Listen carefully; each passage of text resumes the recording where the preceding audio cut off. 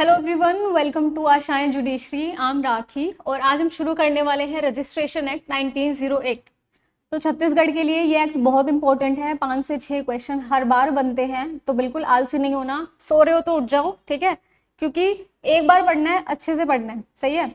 Secondly क्या है, हम सोचते हैं कि भाई फ्री की क्लासेस हैं, क्योंकि सर ने फ्री की क्लासेस कर दिया आपके लिए, तो क्या ही होगा इसमें, ठीक है, या सारा कंप्लीट सिलेबस इसमें नहीं होगा। बट ऐसा नहीं है, हमें बिल्कुल ऐसे इंस्ट्रक्शंस मिली हैं कि एवरीथिंग शुड बी कवर्ड। सारी चीज़ें जो हैं कवर होनी चाहिए, प्री के पर्सपेक्टिव से कुछ भी छूटना नहीं चाहिए, ठीक है। तो हम सीरियस हैं, तो आपको भी सीरियस होना पड़ेगा और लग जाते हैं काम पे, ठीक है। सेकंड ये है कि कभी कभी हम ऐसा भी सोचते हैं कि कितने नंबर का ही आएगा, ज़्यादा तो नहीं आता, या इंपॉर्टेंट सेक्शन पढ़ लेते हैं, हो जाएगा हमारा, सही है। बट वो इंपॉर्टेंट की बजाय कभी कभी रैंडम सेक्शन से भी क्वेश्चन पूछ लेते हैं। फिर क्या करोगे? फिर भी ऑप्शन नहीं है, पढ़ना था हमें हमें हमने नहीं पढ़ा, लेकिन जिसने पढ़ लिया होगा उसने वो क्वेश्चन अटेम्प्ट कर लिए होंगे। तो इसलिए छोड़ना नहीं है, कुछ नहीं छोड़ना, एक बार पढ़ना है, बट अच्छे से पढ़ना है, ताकि बाद में रिग्रेट ना हो। क्योंकि ऐसा होता है ना कि आपका जब 1 नंबर से पेपर रह जाता है, आधी नंबर से रह जाता है, कुछ बच्चे ऐसे भी रहे हैं जिनका 0.25 से भी रहा है, तो उनको उस 1 नंबर की वैल्यू होती है। तो मैं चाहती हूँ आपको भी उस 1 नंबर की वैल्यू हो, और बिल्कुल ऐसे सीरियस होकर पढ़ेंगे।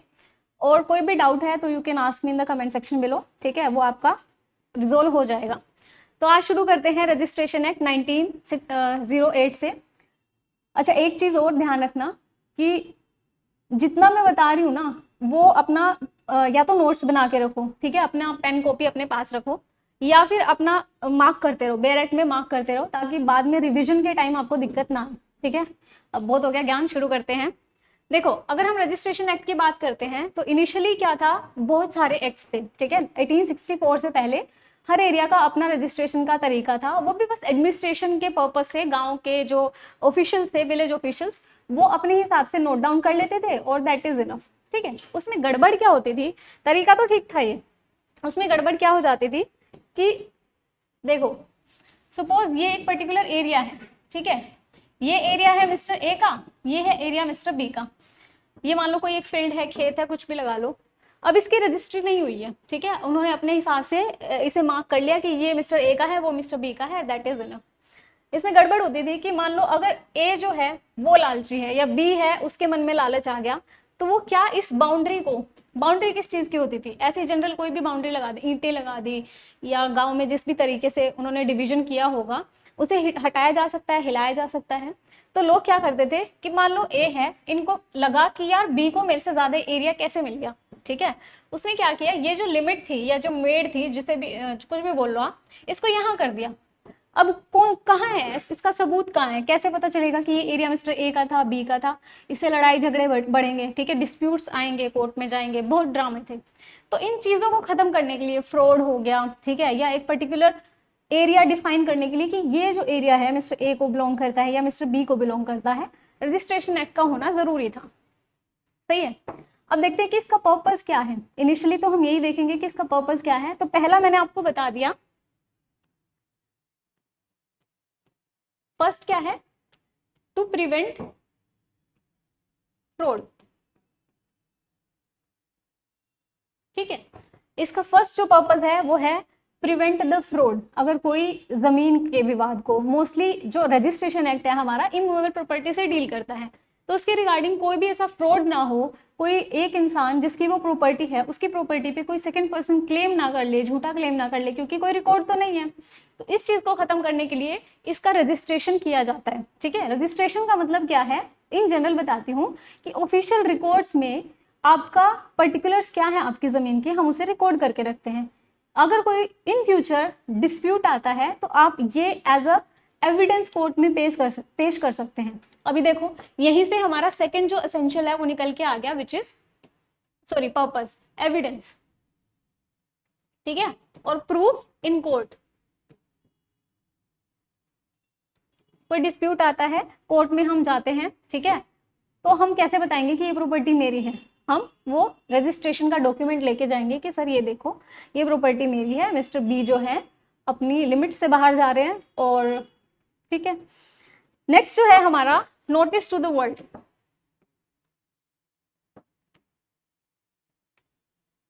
नेक्स्ट है हमारा नोटिस टू द वर्ल्ड।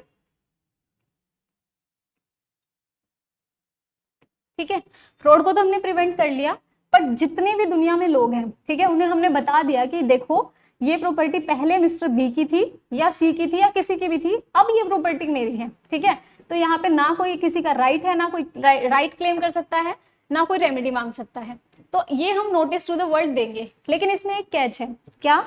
अगर हमसे नेचर पूछा जाता है रजिस्ट्रेशन एक्ट का, तो यहाँ से हमें पता चलता है कि it is right in rem.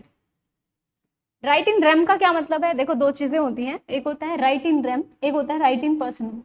Right in rem का मतलब होता है कि इस प्रॉपर्टी पे जो मेरा राइट है वो अगेंस्ट द होल वर्ल्ड है। ठीक है, कोई मेरा ये राइट छीन नहीं सकता।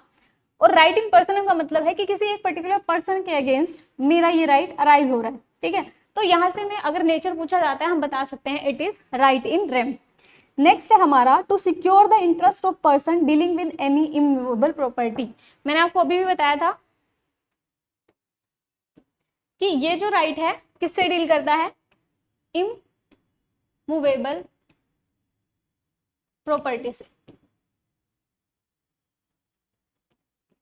ठीक है, अब ये तो हो गया कि इसका पर्पस क्या है। सही है, अब पहले देखते हैं इसकी एप्लीकेबिलिटी क्या है, फिर समझते हैं कि रजिस्ट्रेशन का एक्चुअल मीनिंग क्या होता है। ये तो हमें समझ आ गया कि डॉक्यूमेंटेशन होता है, पर इसका एक्चुअल मतलब हम बाद में देखेंगे। पहले हम देखते हैं कि what where is the applicability of this law.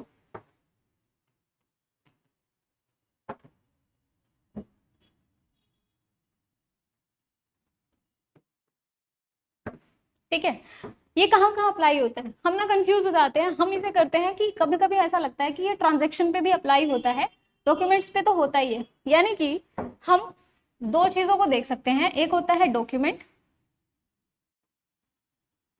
ठीक है, और दूसरा होता है ट्रांजैक्शन। तो क्या ये डॉक्यूमेंट्स पे अप्लाई होता है? ये बिल्कुल होता है डॉक्यूमेंट्स पे अप्लाई। आगे हम इसके एग्जांपल भी देखेंगे कैसे। और क्या ये ट्रांजैक्शन पे होता है? नहीं, ये ट्रांजैक्शन पे अप्लाई नहीं होता।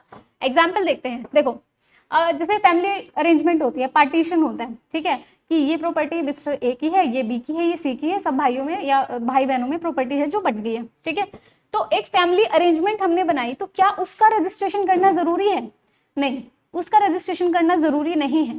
पर क्या अगर हम उसे रिटर्न में रखते हैं, उसका एक रिकॉर्ड मेंटेन करते हैं, तो क्या उसका रजिस्ट्रेशन जरूरी है? हाँ, क्योंकि वो डॉक्यूमेंट की फॉर्म में है, उसका रजिस्ट्रेशन करना जरूरी है, because it's a partition deed. समझ आई? तो अगर हम एप्लीकेबिलिटी की बात पूछे, क्वेश्चन हमारा आता है कि कहाँ एप्लीकेबल होता है। एक आएगा डॉक्यूमेंट, दूसरा आएगा ट्रांजेक्शन, या नन या ऑल। ठीक है, तो हमारा answer will be documents. Clear? अब हम बात करते हैं रजिस्ट्रेशन क्या होता है। अगर हम इन लेमन लैंग्वेज समझें इसे, तो क्या होता है? It is a record of the content of a document, कि उस डॉक्यूमेंट का क्या कंटेंट है उसका रिकॉर्ड। मैं लिख देती हूँ यहाँ पे, रजिस्ट्रेशन का मतलब क्या होता है? It is the record of the content of document. ठीक है, करता कौन है? By registry officer. पूरा लिख देती हूँ, मतलब आप लिख देती हूँ, ठीक है, स्पेस नहीं है। तो रजिस्ट्रिंग ऑफिसर जो है पूरा कंटेंट ऑफ डॉक्यूमेंट्स का रिकॉर्ड रखेंगे। ठीक है, अब इन रजिस्ट्रिंग ऑफिसर को अपॉइंट कौन करेगा? यहाँ पे लिख सकते हैं आप, अपॉइंटेड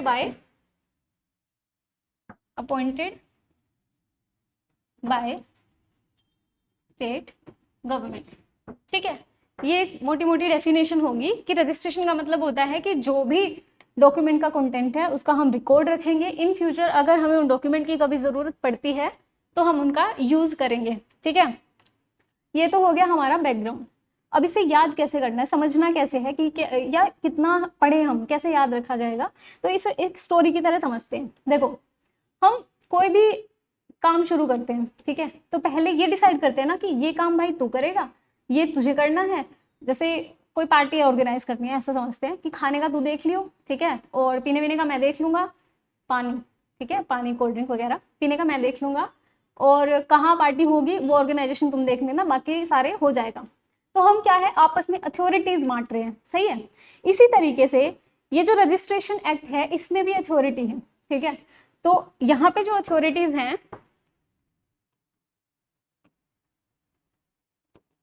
ठीक है, यहाँ पे जो अथॉरिटीज है वो कौन कौन सी है।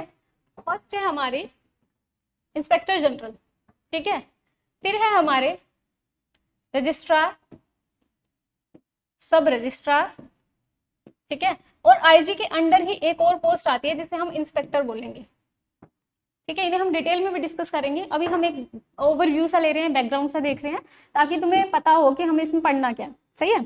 तो पहली चीज तो हमें एक अथॉरिटी एस्टेब्लिश करनी पड़ेगी कि ये अथॉरिटी जो है यहाँ पे काम करेगी, इससे अलग नहीं आएंगी। और ये जो जितनी भी अथॉरिटी की हमने अभी तक बात करी है, इनको अपॉइंट कौन करेगा, इन सारी अथॉरिटीज को अपॉइंट कौन करेगी, हमारी स्टेट गवर्नमेंट।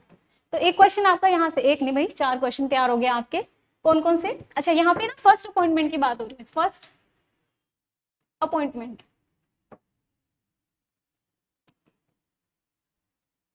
ठीक है, फर्स्ट अपॉइंटमेंट की बात हो रही है यहाँ पे, एब्सेंस के केस की बात नहीं हो रही।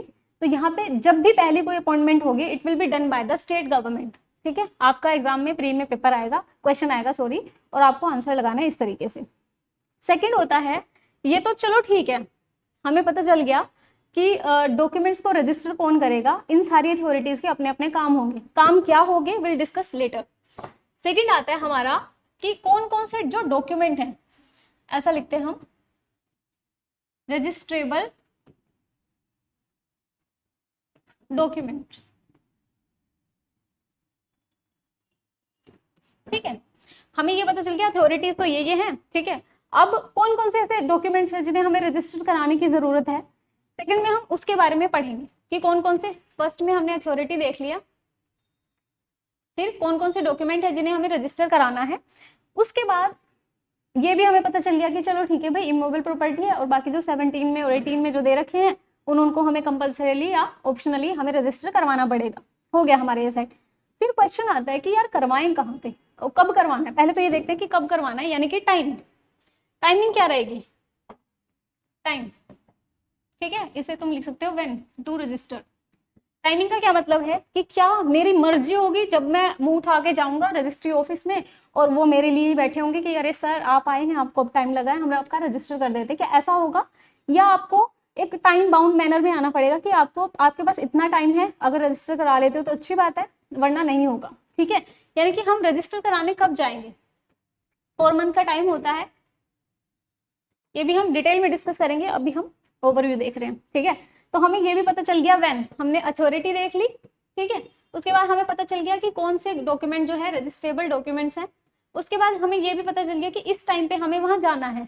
अब जाना कहाँ है, कोई जगह तो होगी ना, कहाँ जाना है, वेयर। क्या हम सीधा आईजी सर के पास चले जाएंगे, या हमें रजिस्ट्रार ऑफिस में पहले जाना है, या सब रजिस्ट्रार से भी काम चल जाएगा, इंस्पेक्टर का क्या काम है, क्या हमें उनसे हेल्प मिलेगी रजिस्ट्रेशन में। ये सारे क्वेश्चन के आंसर जो है वेयर में छुपे हैं, यानी कि किनके पास हमें जाना है, किनके ऑफिस में हमें जाना है, ठीक है। अब ये भी है कि क्या मैं किसी भी ऑफिस में जा सकती हूँ, कि मतलब मैं मान लो दिल्ली में हूँ, ठीक है, तो क्या एमपी के किसी ऑफिस में जाके मैं कहूंगी कि मेरी ये जो जमीन है वो दिल्ली में है, तो क्या आप यहाँ पे रजिस्टर कर दोगे, या मुझे यहाँ रजिस्टर कराना, क्या हो जाएगा, ठीक है। उस प्लेस के बारे में भी हम यहाँ पे डिस्कशन करेंगे। उसके बाद है हु, कौन डॉक्यूमेंट प्रेजेंट करेगा। ये नहीं है कि कौन, हु का मतलब ये नहीं है कि कौन रजिस्टर करेगा, हु का मतलब है कि कौन डॉक्यूमेंट प्रेजेंट करेगा। हु यानी कि ये जो प्रॉपर्टी है मिस्टर ए को बिलोंग कर रही है, मिस्टर सी कह रहे हैं कि यार कोई बात नहीं, तुझे टाइम नहीं है, मैं चला जाता हूँ। यार रेंडमली कोई भी पर्सन उठ के आ जा रहा है, मिस्टर एक्स कोई भी है, कि मैं ये प्रॉपर्टी जो है रजिस्टर करा लेता हूँ, ऐसा हो जाएगा, नहीं होगा।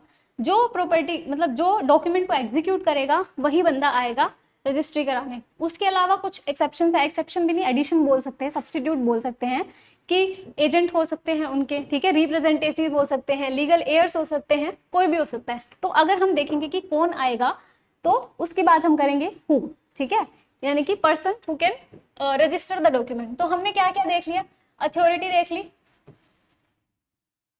उसके बाद कौन कौन से डॉक्यूमेंट है जो रजिस्ट्रेबल डॉक्यूमेंट्स है, ठीक है, कब रजिस्टर करने हैं, कहाँ रजिस्टर करने हैं, कौन रजिस्टर करवा सकता है, सिंपल क्वेश्चंस के आंसर हमने देने हैं। उसमें ये भी आ जाता है कि इन पर्सन प्रेजेंट होना है आपको या थ्रू द विटनेसेस प्रेजेंट होना है, ये सब चीजें देखेंगे। तो क्या इन चीजों को देख के आपको लग रहा है कि मुश्किल होगा? नहीं होगा। हम छोड़ के चले जाते हैं, बोर हो जाते हैं कि यार क्या ही पढ़ेंगे, नहीं पढ़ सकते, नहीं करते हैं। तो अब आ जाते हैं हम डायरेक्ट पे, ठीक है। डायरेक्ट हमेशा अपने साथ रखना। अच्छा, एक ऐसे छोटी सी टिप दे देती हूँ, जब भी तुम कोई भी एक्ट पढ़ो, कोई भी व्हाटसोएवर, हमेशा पहले बैरेक्ट से ही पढ़ो। हम क्या करते हैं, स्टैंडर्ड बुक के चक्कर में बैरेक्ट को भूल जाते हैं, फिर हमें पता ही नहीं होता ये चीज़ कहाँ लिखी थी, लिखी भी थी या नहीं लिखी थी, क्योंकि हमने तो बुक से पढ़ा होता है, बैरेक्ट नहीं छुआ होता। प्री में जितना हो सके अपना बैरेक्ट को स्ट्रॉन्ग रखो। चलो बहुत बातें हो गई, शुरू करते हैं। पहली चीज़ आपको याद रखनी है कि रजिस्ट्रेशन एक्ट का नंबर क्या है। एक्ट नंबर 16 है, 1908 का है, ये याद रखना है, हाईलाइट कर लो। उसके बाद है इसका डेट ऑफ एनफोर्समेंट, ये भी याद रखना है, और उसको प्रेसिडेंशियल असेंट मिली थी, कब मिली थी वो भी याद रखनी है। तो 18 दिसंबर 1908 में प्रेसिडेंशियल असेंट मिली थी। वन लाइनर बना लो वरना हाईलाइट कर लो, ठीक है। और 1 जनवरी 1908 में उसका एनफोर्समेंट हो गया था। अब आ जाओ फर्स्ट सेक्शन पे, short title, extent and commencement. It extend to whole of India, ठीक है, वो जम्मू कश्मीर वाला सीन खत्म हो गया 19 के बाद। अब इसमें जो मेन चीज आपको ध्यान रखनी है वो ये रखनी है, provided that the state government may exclude any district और tract of country from its operation. ये कह रहे हैं कि ये वैसे तो अप्लाई होगा पूरे भारत पे, होल ऑफ इंडिया पे, ठीक है, पर अगर स्टेट गवर्नमेंट ये चाहती है कि ये इस एरिया में, ये मेरा एरिया है, इसके एक पर्टिकुलर डिस्ट्रिक्ट में या पूरे ही स्टेट में ये लॉ अप्लाई ना हो, तो वो नहीं होगा, ठीक है। वो अपने ऑफिशियल गैजेट में नोटिस देके इस चीज का एप्लीकेशन रोक सकता है, यहाँ पे मेंशन कर लें आप। उसके बाद आता है हमारा डेफिनेशन क्लोज, इंपॉर्टेंट है। वैसे सारी डेफिनेशन इंपॉर्टेंट नहीं है, ठीक है, मैं दोबारा बोल रही हूँ, इंपॉर्टेंट सारी नहीं है, पर करनी क्या सारी है, बिल्कुल सारी करनी सारी है। एक बार हमें पता होना चाहिए कि डेफिनेशंस में क्या क्या लिखा है। पहली जो डेफिनेशन है हमारी है एडिशन की, ठीक है। फर्स्ट हमारी डेफिनेशन क्या है, एडिशन। एडिशन से क्या कुछ समझ आ रहा है, एडिशन से यही समझ आ रहा है ना कि कुछ ऐड कर रहे हैं चीजें, पर इसका एक्चुअल मतलब ये नहीं है। एडिशन का मतलब है आपका आईडी, ठीक है। कैसे है देखें, means the place of residence and the profession, trade, rank, title of a person described, and in the case of India his father name, or where he is usually described as a son of the mother then his mother name। कहीं दिखा कि क्या addition कर रहे हैं, ये कह रहे हैं कि आप अपनी आईडी दो, मेरा नाम मान लो ABC, ठीक है, मत मानो, नाम तो राखी है, ABC है, ठीक है। ABC के आगे रेजिडेंस ऑफ, जहाँ के वो रेजिडेंस है, उसके बाद या सन ऑफ या डॉटर ऑफ, जो भी उनका नाम है, ठीक है, सन ऑफ दिस। अब यहाँ पे जो चीज है ना ये याद रखनी, बाकी चीजें हमें याद रहती है, ये चीज याद नहीं रहती। इसमें क्या है, जब वो सन ऑफ की बात कर रहा है तो यहाँ पे वैसे तो फादर का नाम आएगा, ठीक है, जनरल रूल क्या कह रहा है कि फादर का नाम आएगा, लेकिन अगर ये जो सन है वो चाहता है कि मुझे अपनी मदर के नाम से जाना जाए, और इन पास्ट भी वो हमेशा रिकॉर्ड्स में अपनी मदर का नाम मेंशन कर रहा है, तो यहाँ पे इंडिया के केस में हमें ये मेंशन करना पड़ेगा। दोबारा बताती हूँ, दो सिचुएशन है, एक इंडिया के केस में, एक आउटसाइड इंडिया के केस में, ठीक है। इंडियन के केस में क्या होगा, फादर मदर, ठीक है। फादर का नाम इन जनरली होगा कि डॉटर ऑफ दिस या फिर सन ऑफ दिस, लेकिन अगर वो चाहता है मुझे अपनी माँ के नाम से जाना जाए तो उसे लिखना होगा सन ऑफ या डॉटर ऑफ मिस या मिसेस, जो भी उनका नाम है वो। क्लियर। अगला हम देखते हैं बुक। बुक कौन सी होती है, जो रिकॉर्ड मेंटेन करके हम रखते हैं ना, ठीक है, वही बुक होती है रजिस्ट्रार ऑफिस में। ये कह रहे हैं कि it includes a portion of the book and also any number of the sheets connected together with the view of forming a book और अ पोर्शन ऑफ बुक। यानी कि उसमें सारी शीट्स भी आएंगी, सारी बुक्स भी आएंगी, बुक्स का एक पर्टिकुलर पार्ट भी आएगा, अगर एक पार्ट की हम बात कर रहे हैं वो भी बुक होगा, या कोई ई रिकॉर्ड्स होंगे वो भी बुक्स के ही पार्ट होंगे। क्लियर, इसमें कोई रॉकेट साइंस नहीं है, समझने वाला। अब आते हैं हम डिस्ट्रिक्ट सब डिस्ट्रिक्ट। सिंपल है, जो डिस्ट्रिक्ट है वो डिस्ट्रिक्ट है, मतलब जो एडमिनिस्ट्रेटिव पर्पज से डिवीजन ऑफ स्टेट होता है ना, वो डिस्ट्रिक्ट और सब डिस्ट्रिक्ट में होता है, वही चीज यहाँ पे यूज होगी, इसमें कोई समझने वाला सीन नहीं है। एंडोर्समेंट क्या होता है, एंडोर्समेंट होता है कि कुछ हम ऐड कर रहे हैं कोई चीज, ठीक है, एंडोर्समेंट। अब इसको ऐसे समझो, देखो ये मान लो ये एक चेक है, ठीक है, मेरे नाम पे ये चेक है, अब मुझे ये है ना किसी और पर्सन के नाम पे करना है, तो मैं क्या लिख सकती हूँ इसके बैक पे, एंडोर्स टू मिस्टर, जिसको भी मुझे वो देना है, ठीक है। एंडोर्समेंट का मतलब होता है कुछ चीजें उसमें ऐड कर देना या उसे चेंज करना। जैसे कि मान लो ये कोई भी एक डॉक्यूमेंट है, उसमें ये लाइन लिखी हुई है, ठीक है, यहाँ मैंने स्पेस छोड़ दिया कोई भी, उसमें हमें एंडोर्समेंट फिल करनी होती है और उसके ऊपर हमें करना होता है अपना साइन। जो भी मेरा साइन है, ये नहीं है वैसे, जो भी मेरा साइन है वो साइन कर देते हैं। देखिए एंडोर्समेंट क्या है, includes and apply to any entry in a writing by registering officer और अ राइडर और covering slip to any document tendering for the registration under this act. जो भी चीज हम ऐड कर रहे हैं, अप्लाई कर रहे हैं, उसे एंडोर्स करना जरूरी होता है। क्लियर? एंडोर्स करा किस लिए जाता है? फॉर एग्जाम्पल मैंने ऐसे फिल छोड़ दिया, कोई भी चीज ऐसे स्पेस छोड़ दिया, कल को मैं उस चीज में कुछ ऐड ना कर पाऊँ, ठीक है, ऐड ना कर पाऊँ, इसलिए उसमें एंडोर्समेंट साइन कर देते हैं कि भाई यहाँ पे ये सीन था और इसमें चीज में कोई भी गड़बड़ी थी या जो भी चीज थी, फिलअप था या कोई स्पेस था, इंटरलिनिएशन था, कुछ भी था, उस पर एंडोर्समेंट मेंशन कर देते हैं, या कुछ फिल करते हैं तो उसमें भी। अब आता है हमारा इमूवेबल प्रॉपर्टी। ये इंपॉर्टेंट है, ये आपको पढ़ना भी है, याद भी रखना है। इमूवेबल प्रॉपर्टी जनरल देखते हैं क्या होता है, फिर मैं आपको समझाती हूँ। It include the land, building, hereditary allowances, rights to way, lights, ferries, fishery or any other benefit to arise out of the land and things attached to the earth and permanently fastened to anything which is attached to the earth but not standing timber, growing crops or grass. Important चीज क्या समझते हैं हमें? देखो property को हम divide करें तो टू टाइप्स में कर सकते हैं, एक होता है मूवेबल, एक होता है इमूवेबल। जनरली समझे, मूवेबल क्या होती है? Which can move, which can move, और ये कहती है which can not be moved. बहुत सिंपल है तो होगी, पर इतनी सिंपल नहीं है। क्यों नहीं है मैं बताती हूँ आपको। जैसे ये घर है, ये रूम है, जैसा भी है, ठीक है। अब क्या ये मूवेबल है या इमूवेबल है? ऑफ कोर्स इमूवेबल है। क्यों? क्योंकि मूव नहीं कर सकता, it is attached to the earth. ये समझ आता है कि ये धरती है, इससे कोई भी चीज अटैच है, मान लो ये बिल्डिंग है, तो ये इमूवेबल है। बट अगर हम इस पे दरवाजा बना दें, ठीक है, ये दरवाजा है तो ये तो मूव कर सकता है, ये तो खुल रहा है, बंद हो रहा है, तो क्या ये इमूवेबल है या मूवेबल है? अब ये कह रहे हैं कि कोई भी चीज उस चीज से अटैच हो जो अर्थ से अटैच है। ये जो घर है ये अर्थ से अटैच है और इस घर से ये दरवाजा अटैच है, तो क्या ये मूवेबल होगा, इमूवेबल होगा? It is also immovable property. Clear? सही है। मूवेबल और इमूवेबल में क्या फर्क है? मूवेबल प्रॉपर्टी होती है जो मूव कर सकती है। अच्छा अब मुझे बताओ, अगर ये एक स्टैंडिंग टिम्बर है, ये स्टैंडिंग टिम्बर्स हैं, ठीक है, और एक ये पेड़ है, इस पे आम, संतरे जो भी हैं बने हुए हैं, ठीक है, लगे हुए हैं, तो ये इमूवेबल है या ये इमूवेबल है, या ये मूवेबल है या ये मूवेबल है? अब ये कहते हैं कि सुनो, ये जो टिम्बर है ना, स्टैंडिंग टिम्बर, ये तो है मूवेबल। क्यों है ये मूवेबल? क्योंकि इनका पर्पस क्या है? इनका पर्पस क्या है? हमें इनको उखाड़ना है और फिर इनका यूज करना है। या फिर ये ग्रास है, ठीक है, ये है मूवेबल प्रॉपर्टी। या फिर ये फसलें हैं, ठीक है, ये गेहूं की फसल ऐसे होती है, देख लेना। तो ये जो गेहूं की फसलें हैं, इनका मोटिव क्या है, पर्पस क्या है, इन्हें उगाने का रीजन क्या है? कि हम इसे उखाड़ेंगे, ठीक है, फिर ये मूवेबल बन जाएगी और हम इसका यूज करेंगे। तो ये इन्हें कैटेगराइज इस तरीके से किया गया है कि they are movable property. Clear?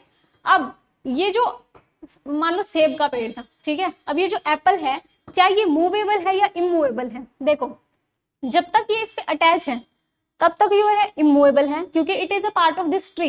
ये जो सेब का पेड़ है इसका ये पार्ट है, तो ये ट्री का पार्ट है, तो ये तब तक मूवेबल, सॉरी इमूवेबल है। जैसे हम इसे सीवियर करेंगे, ठीक है, ये इससे अटैच थे, जैसे हमने इसे सीवियर किया तो ये it is a part of movable property. अब ये फ्रूट्स बन गए, फल बन गए हैं जिन्हें हम मार्केट में बेच सकते हैं। आई थिंक ये क्लियर हो गया, इसमें कुछ बचा नहीं। अब एक चीज और, ये राइट टू वे है, लाइट है, फिशरीज है, यानी कि इस घर से, ये जो हमने घर बनाया था, ठीक है, इससे अटैच जो भी अदर राइट्स हैं वो सारे इमूवेबल प्रॉपर्टी के राइट हो जाएंगे। जैसे कि फॉर एग्जांपल ये एक पॉन्ड है, ठीक है, इसमें मछलियां मैंने पाली हुई है, तो हम कहेंगे कि यार मछलियाँ तो मूव कर रही है, ठीक है, और इन्हें हम निकाल के यूज भी करते हैं, तो ये पार्ट तो होना चाहिए मूवेबल का, ठीक है, जनरल तो यही होता है, मूवेबल का पार्ट होना चाहिए। पर क्योंकि हम इस पॉन्ड की बात कर रहे हैं, इस पॉन्ड का, फिश अपने आप में मूवेबल है, लेकिन फिशरी की जब हम बात करेंगे तो वो पॉन्ड का पार्ट है, which is a part of immovable property, land का पार्ट है ना ऑफ कोर्स, तो इसलिए ये क्या हो जाएगा हमारा इमूवेबल। फिशरीज की अगर हम बात करें तो इमूवेबल, फिशेज की अगर बात करें तो मूवेबल। क्लियर? इंडिया वही है, टेरिटरी ऑफ इंडिया एक्सक्लूडिंग ये वाला चीज हटा देना, ठीक है। लीज क्या है? Lease include the counterpart, कबूलियत, अंडरटेकिंग। इंपॉर्टेंट इतना नहीं है, मतलब नहीं ही है, यहाँ से क्वेश्चन नहीं बनता, बस एक रीडिंग ले लेना। उसके बाद आता है माइनर। माइनर इंपॉर्टेंट है। माइनर की डेफिनेशन याद रखिए कि हु इज नॉट मेजर, ठीक है, who has not attain majority, या जो मेजर नहीं है वो माइनर है। अब मेजर कौन होता है? मेजर मेजोरिटी एक्ट के अंडर जो 18 साल का बच्चा होगा, मतलब जिसने 18 साल अटेन कर लिया होगा, उसे हम मेजर बोलेंगे। सही है। अब आता है मूवेबल प्रॉपर्टी। मूवेबल प्रॉपर्टी की हमने बात कर ली। इसमें स्टैंडिंग टिम्बर इंक्लूड है, ग्रोइंग क्रॉप्स है, ग्रासेस है, फ्रूट्स है, ठीक है, ऑन द ट्रीज, और property of every other description, वो सारी मूवेबल है। अब आता है रिप्रेजेंटेटिव। रिप्रेजेंटेटिव में कौन कौन आते हैं? गार्जियन आ जाते हैं, ठीक है, और अदर मतलब जो भी गार्जियन है, एलआर्स हैं, वो सारे लीगल रिप्रेजेंटेटिव की कैटेगरी में आ जाएंगे। इसमें इतना ही था। इसमें यहाँ से डेफिनेशन वाले पार्ट में जितना मैंने बताया उससे बाहर क्वेश्चन नहीं आएंगे, जो समझाना था वो हो गया है कवर। क्लियर? अब हम आ जाते हैं पार्ट 2 पे। पार्ट 2 देखते हैं, पार्ट 2 क्या कह रहा है। The registration establishment. फर्स्ट है हमारा इंस्पेक्टर जनरल ऑफ रजिस्ट्रेशन। हमने बात करी थी कि इनका एस्टेब्लिशमेंट, यानी कि इनको अपॉइंट कौन करेगा? स्टेट गवर्नमेंट करेगी। देखिए इसमें क्या लिखा है, state government shall appoint an officer to be inspector general of registration for the territory subject to the government, such government, provided that instead of making any such appointment, direct that all or any of the power and the duties hereinafter conferred imposed upon the inspector general shall be exercised and performed by such other officer or officer within such local limit as the state government appoint in this behalf. Simple. ये कह रहे हैं कि जो IG है ना, उसे तो स्टेट गवर्नमेंट अपॉइंट करेगी, ये तो सिंपल है, इसमें कुछ नहीं। ये कह रहे हैं कि अगर कोई अदर ऑफिसर है, उसको आईजी की पावर देना चाहे स्टेट गवर्नमेंट तो दे सकती है, दोनों ही सिचुएशन में वो सही है। तो ये जो अदर पर्सन है, कोई भी अदर ऑफिशियल है, अथॉरिटी है जो भी, तो ये 2 ऑफिस होल्ड भी कर सकता है। क्या वो कर सकता है? बिल्कुल कर सकता है। एक तो उसका जो ऑफिस ओरिजिनल था, ठीक है, प्लस में रजिस्ट्रार का जो ऑफिस है, वो दोनों साइमल्टेनियस ड्यूटी वो है परफॉर्म कर सकता है। सेकंड हो रहा है एनी इंस्पेक्टर जनरल में hold simultaneously any other office, वो हमने बात कर ली है, तो इसमें इससे ज्यादा कुछ नहीं पढ़ना। सेक्शंस याद करने हैं या नहीं करने? अच्छा, एक चीज और मैं आपको बता ही देती हूँ। जब मैं पेपर एनालाइज कर रही थी ना, तो टाइप ऑफ क्वेश्चंस कुछ मेरे सामने आए थे। कौन कौन से थे? फर्स्ट जो था वो था कि सेक्शंस हमें याद करने हैं, ठीक है। सेकंड जो था हमारा, क्या हमें कॉन्सेप्ट पढ़ना है, कॉन्सेप्ट भी हमें पढ़ना है, यानी कि इन रीड बिटवीन द लाइंस जिसे हम बोलते हैं, कि बीच में से क्वेश्चन बन जाते हैं, ठीक है। थर्ड जो है, इसमें जो अमेंडमेंट हुई है वो भी हमें करनी है, बिल्कुल करनी है। उसके अलावा केस लॉज, ठीक है, केस लॉ से भी क्वेश्चन आया। हम ऐसे लाइट ले जाते हैं ना, तो मैं आपको बता रही हूँ, आंखें खोल रही हूँ कि क्वेश्चन कैसे बनते हैं और आते हैं, ठीक है। नेक्स्ट है हमारा, फोर्थ हमारा रिपील्ड है, नहीं पढ़ना। फिफ्थ है डिस्ट्रिक्ट एंड सब डिस्ट्रिक्ट। कौन बनाती है? स्टेट गवर्नमेंट बनाती है। डिस्ट्रिक्ट सब डिस्ट्रिक्ट इंपॉर्टेंट नहीं है, बट पढ़ लो। कौन बनाती है? स्टेट गवर्नमेंट, ठीक है।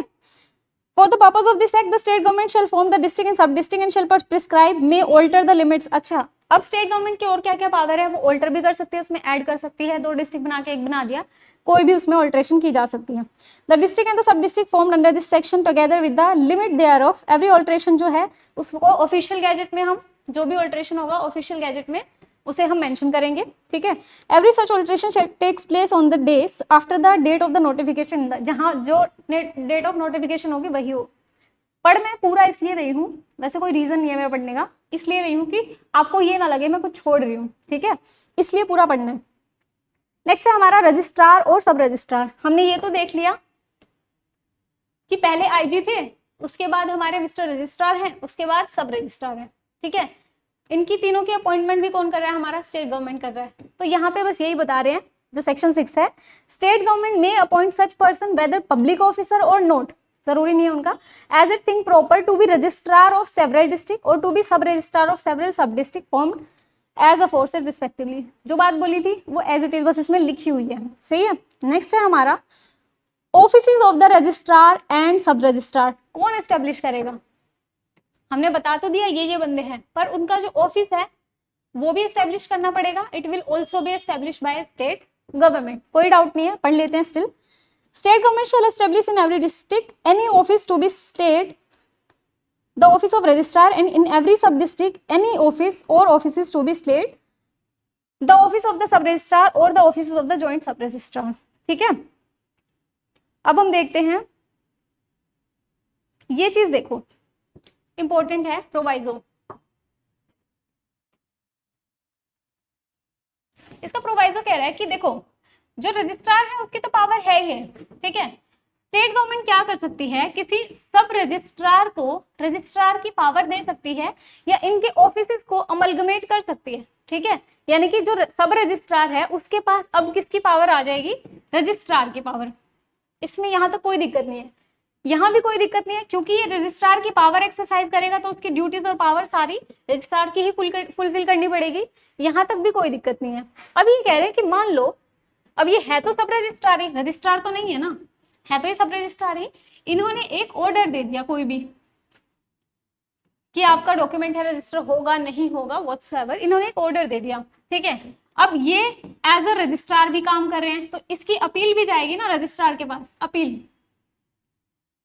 तो इसका प्रोवाइजो ये कह रहा है कि देखो अगर ये अपील जाती है ना तो इसी के पास नहीं जाएगी, इस सब रजिस्ट्रार जो एज अ रजिस्ट्रार काम कर रहा है इसके पास नहीं जाएगी, किसी और के पास जाएगी, सही है। देखो the state government may amalgamate with any office of the registrar, any office of the sub registrar subordinate to such registrar and may authorize any sub registrar whose office has been so amalgamated to exercise and perform in addition to his own power, उसकी भी power exercise करेगा और registrar की भी, all or any of the power and duties of registrar to whom he is subordinate। यहाँ तक clear. अब provided that no such authorization shall enable a sub registrar to hear an appeal against an order passed by himself, जो इसने खुद order pass किया है उसी की अपील ऊपर जाके नहीं सुन सकता। क्लियर, यहाँ तक कोई भी डाउट मेरे हिसाब से नहीं है, ठीक है। अगर फिर भी है तो कमेंट सेक्शन खुले हैं। अब आता है हमारा इंस्पेक्टर ऑफ रजिस्ट्रेशन। इसमें ना एक चीज आप ध्यान रखना, मैं पहले पढ़ के बताती हूँ आपको। स्टेट गवर्नमेंट में ऑल्सो अपॉइंटमेंट हमें पता चल गई कौन करता है, स्टेट गवर्नमेंट करता है। Every such inspector shall be subordinate to sub inspector general, जो इंस्पेक्टर जनरल है उसके सबऑर्डिनेट बोला गया है इंस्पेक्टर को, ठीक है। ध्यान रखना अगर क्वेश्चन आता है रजिस्ट्रार आता है सब रजिस्ट्रार है, ऐसा कोई मेंशन नहीं है, मेंशन है it is subordinate to inspector general, तो यही मेंशन करके आना, नोट डाउन कर लो इसे। अब आता है हमारा एब्सेंस ऑफ रजिस्ट्रार और the vacancy in his office. Pre में ये क्वेश्चन आया है तो ध्यान से पढ़ो। ये कह रहा है कि अगर रजिस्ट्रार का ऑफिस वैकेंट है या सब रजिस्ट्रार का ऑफिस वैकेंट है तो क्या होगा। मैंने आपको एक चीज बताई थी इनिशियली ही, फर्स्ट जो अपॉइंटमेंट होगी वो करेंगे बाय द स्टेट गवर्नमेंट। अब ये सेकंड है, सेकंड इन द सेंस मान लो एब्सेंस है, इसके केस में क्या होगा, एब्सेंट है। अब स्टेट गवर्नमेंट हर बार तो नहीं बैठी होगी ना, कुछ अथॉरिटी किसी और को भी दी गई होगी। अब वो कौन है, क्या वो इंस्पेक्टर जनरल है, वो रजिस्ट्रार है, सब रजिस्ट्रार है, किसे वो ड्यूटी दी गई है, वो सेक्शन 10 बात करता है। वो कह रहा है कि when any registrar other than the registrar of the district including, ये जरूरी नहीं है इंक्लूडिंग प्रेसिडेंसी टाउन वाला, is absent otherwise than on the duty in his district. अब ये देखो रजिस्ट्रार है, इसे अपनी ऑफिस में कोई काम है, यानी कि ये अपनी ड्यूटी परफॉर्म कर रहा है, ठीक है, या अदरवाइज ड्यूटी। अदरवाइज का मतलब ये है कि वो अपने ऑफिस में काम ना करके वैसे उन्होंने छुट्टी ऐसे घूमने गए हुए हैं, ठीक है, हॉलीडेज पे गए हुए हैं, तो क्या होगा। अभी कह रहे हैं कि other than the registrar of the district including, ये जो है is absent otherwise than on the duty in his district. Otherwise इस सिचुएशन की हम बात कर रहे हैं, ठीक है, तो क्या होगा, on the duty in his district और when his office is temporarily vacant any person whom the inspector general appoint. इस केस में ये कह रहे हैं कि जिसे आईजी अपॉइंट कर देंगे ना, इसे अच्छा सा बनाते हैं थोड़ा यार, ये है रजिस्ट्रार, ठीक है, ये है एब्सेंट अपने ऑफिस से। इसमें दो सिचुएशन होगी, ऑन ड्यूटी है ये या अदरवाइज ऑन ड्यूटी है। अदरवाइज ये कह रहे हैं अगर ये ऑन ड्यूटी है तो क्या होगा, अदरवाइज के केस में क्या होगा। अभी हम अदरवाइज वाला पढ़ रहे हैं सेक्शन 10 में, ठीक है। तो ये कह रहे हैं कि मिस्टर आईजी आएंगे और एक किसी भी अदर पर्सन को या ये सब रजिस्ट्रार है उन्हें रजिस्ट्रार की पोजीशन दे देंगे, ठीक है, फॉर टाइम बिंग, जितने टाइम तक वो एब्सेंट है अपने प्लेस से। Any person whom the inspector general appoint in his behalf और in default of such appointment.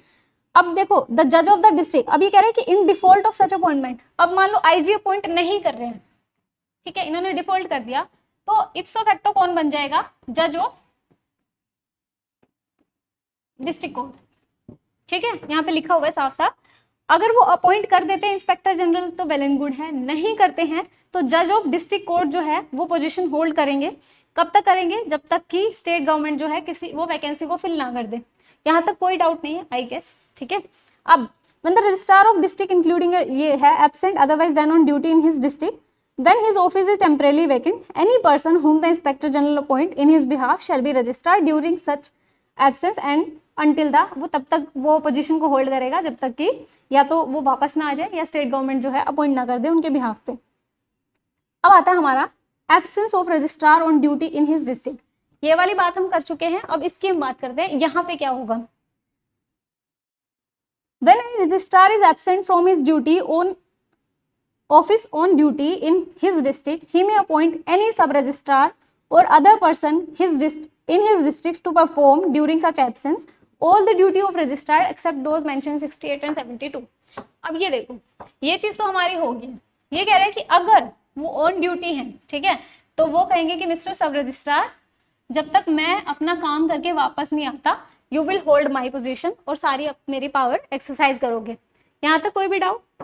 Registrar absent है उसमें दो चीजें हो सकती हैं, एक है अदरवाइज, एक ऑन ड्यूटी। अगर ऑन ड्यूटी है तो सब रजिस्ट्रार है वो उनकी पोजीशन को फिल करेंगे और उनको अपॉइंट कौन करेगा, रजिस्ट्रार, ठीक है। किसी हायर अथॉरिटी की हमें जरूरत नहीं है, मैं ही बोल देता हूँ कि सब रजिस्ट्रार आप मेरी पोजीशन होल्ड करो। लेकिन अगर वो ड्यूटी पे नहीं है उस केस में आईजी आएंगे, आईजी कहेंगे कि मिस्टर एबीसी जो भी आप हो, आप तब तक रजिस्ट्रार का काम संभालेंगे। अगर आईजी जो है वो काम नहीं करते हैं तो जज of the district court. Clear. अब आते हैं एब्सेंस ऑफ सब रजिस्ट्रार। अच्छा, जैसे ही यहाँ से क्वेश्चन बनाना सेक्शन 10 से, पूरा चैप्टर इंपॉर्टेंट हो गया। चैप्टर इंपॉर्टेंट हो गया तो शॉर्ट नोट्स ऐसे बना के रखो ताकि याद करने में दिक्कत ना आए, ठीक है। अब आता है एब्सेंस ऑफ सब registrar on the vacancy in his office. अब सब रजिस्ट्रार ही वैकेंट है तो क्या होगा, any sub registrar is absent or when his office is temporarily vacant, any person whom the registrar of the district appoint in his behalf।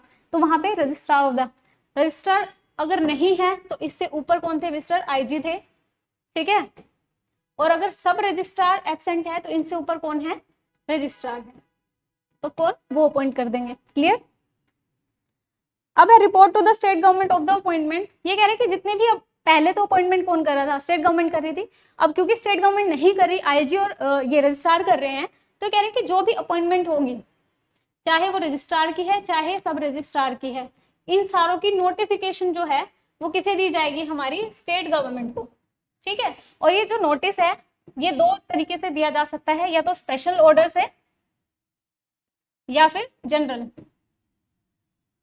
General क्या है कि बाकी की चीजें भी हम भेज रहे हैं, बाकी की रिपोर्ट्स भी हम भेज रहे हैं, उसी में ये एक चीज ऐड कर दी कि हमने रजिस्ट्रार या सब रजिस्ट्रार को अपॉइंट किया है। स्पेशल में क्या होता है कि स्पेशली हम यही बताने के लिए वो रिपोर्ट बना के भेज रहे हैं कि हमने किसी रजिस्ट्रार या सब रजिस्ट्रार को अपॉइंट किया है। क्लियर, यहाँ तो कोई डाउट नहीं है। अब हम बात करते हैं एस्टेब्लिशमेंट ऑफ रजिस्टरिंग ऑफिस,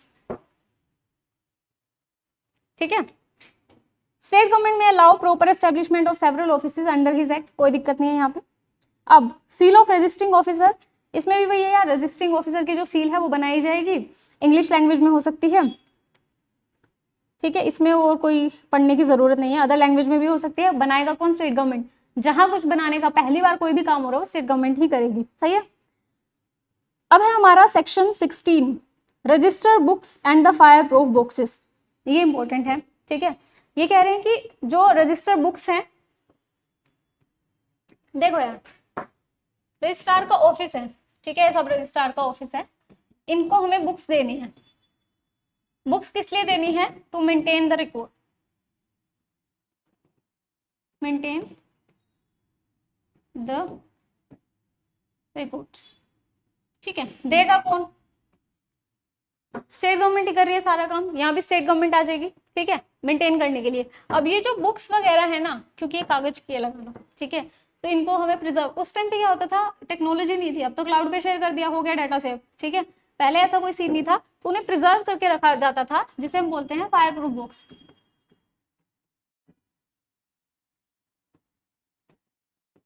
ठीक है। तो उन्हें फायर प्रूफ बॉक्सेस में प्रोटेक्ट करके रखा जाता था। यही चीज इसमें लिखी हुई है, state government shall provide for the office of every registering officer the books necessary for the purpose of this act. कोई दिक्कत नहीं है यहाँ तक।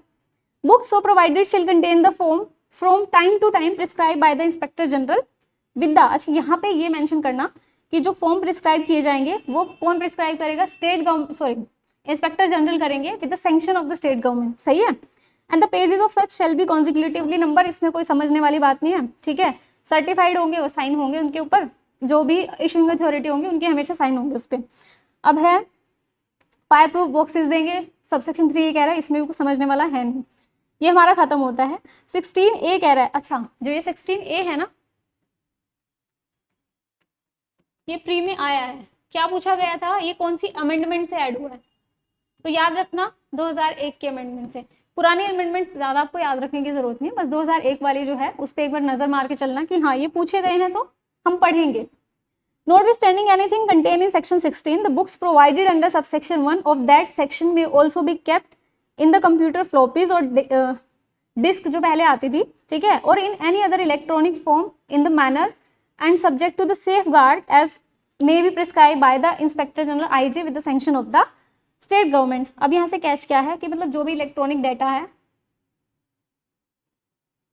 ठीक है, कंप्यूटर फ्लॉपी, उनमें भी सारा डेटा जो है स्टोर किया जाएगा। यहाँ तक कोई डाउट मेरे हिसाब से नहीं है, क्योंकि यहाँ पे बस वन लाइनर्स थे जो आपने बना लिए होंगे, आई गेस साथ के साथ बना के रखोगे तो बेटर रहेगा। अब जो पढ़ने वाला सेक्शन है वो है हमारा सेक्शन 17, ठीक है, साथ 18 भी है वैसे तो, इसे हम रेड विद करेंगे सेक्शन 49, ठीक है। तो आपके पास 2 मिनट है, पानी वानी पीने हैं, सांस वास लेना, ले लो, ठीक है, शुरू करेंगे। और यहाँ से प्री का क्वेश्चन ही नहीं बनता, मेंस के भी क्वेश्चन बनते हैं, तो you can not just take risk कि हाँ छोड़ के चले जाना, नहीं छोड़ना, ठीक है। 2 मिनट लो, फिर मिलते हैं।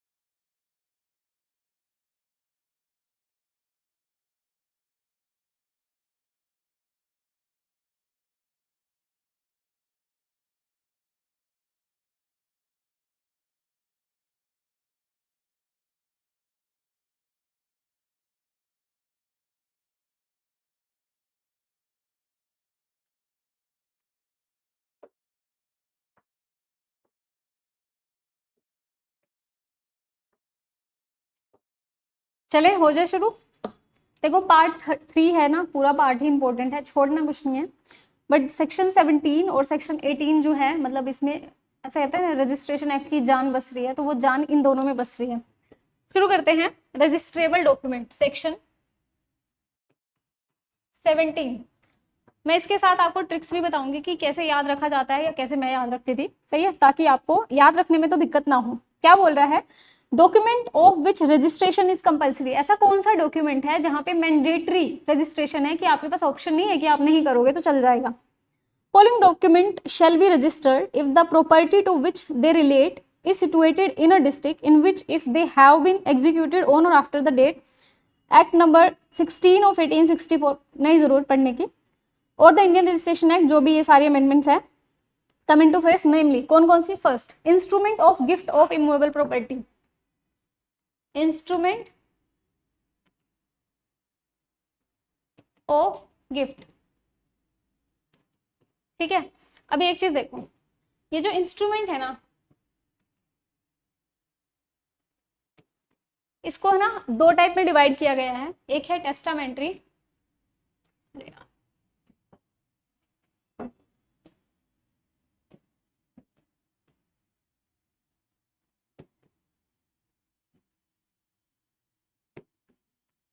एक है टेस्टामेंट्री, एक है नॉन टेस्टामेंट्री, ठीक है।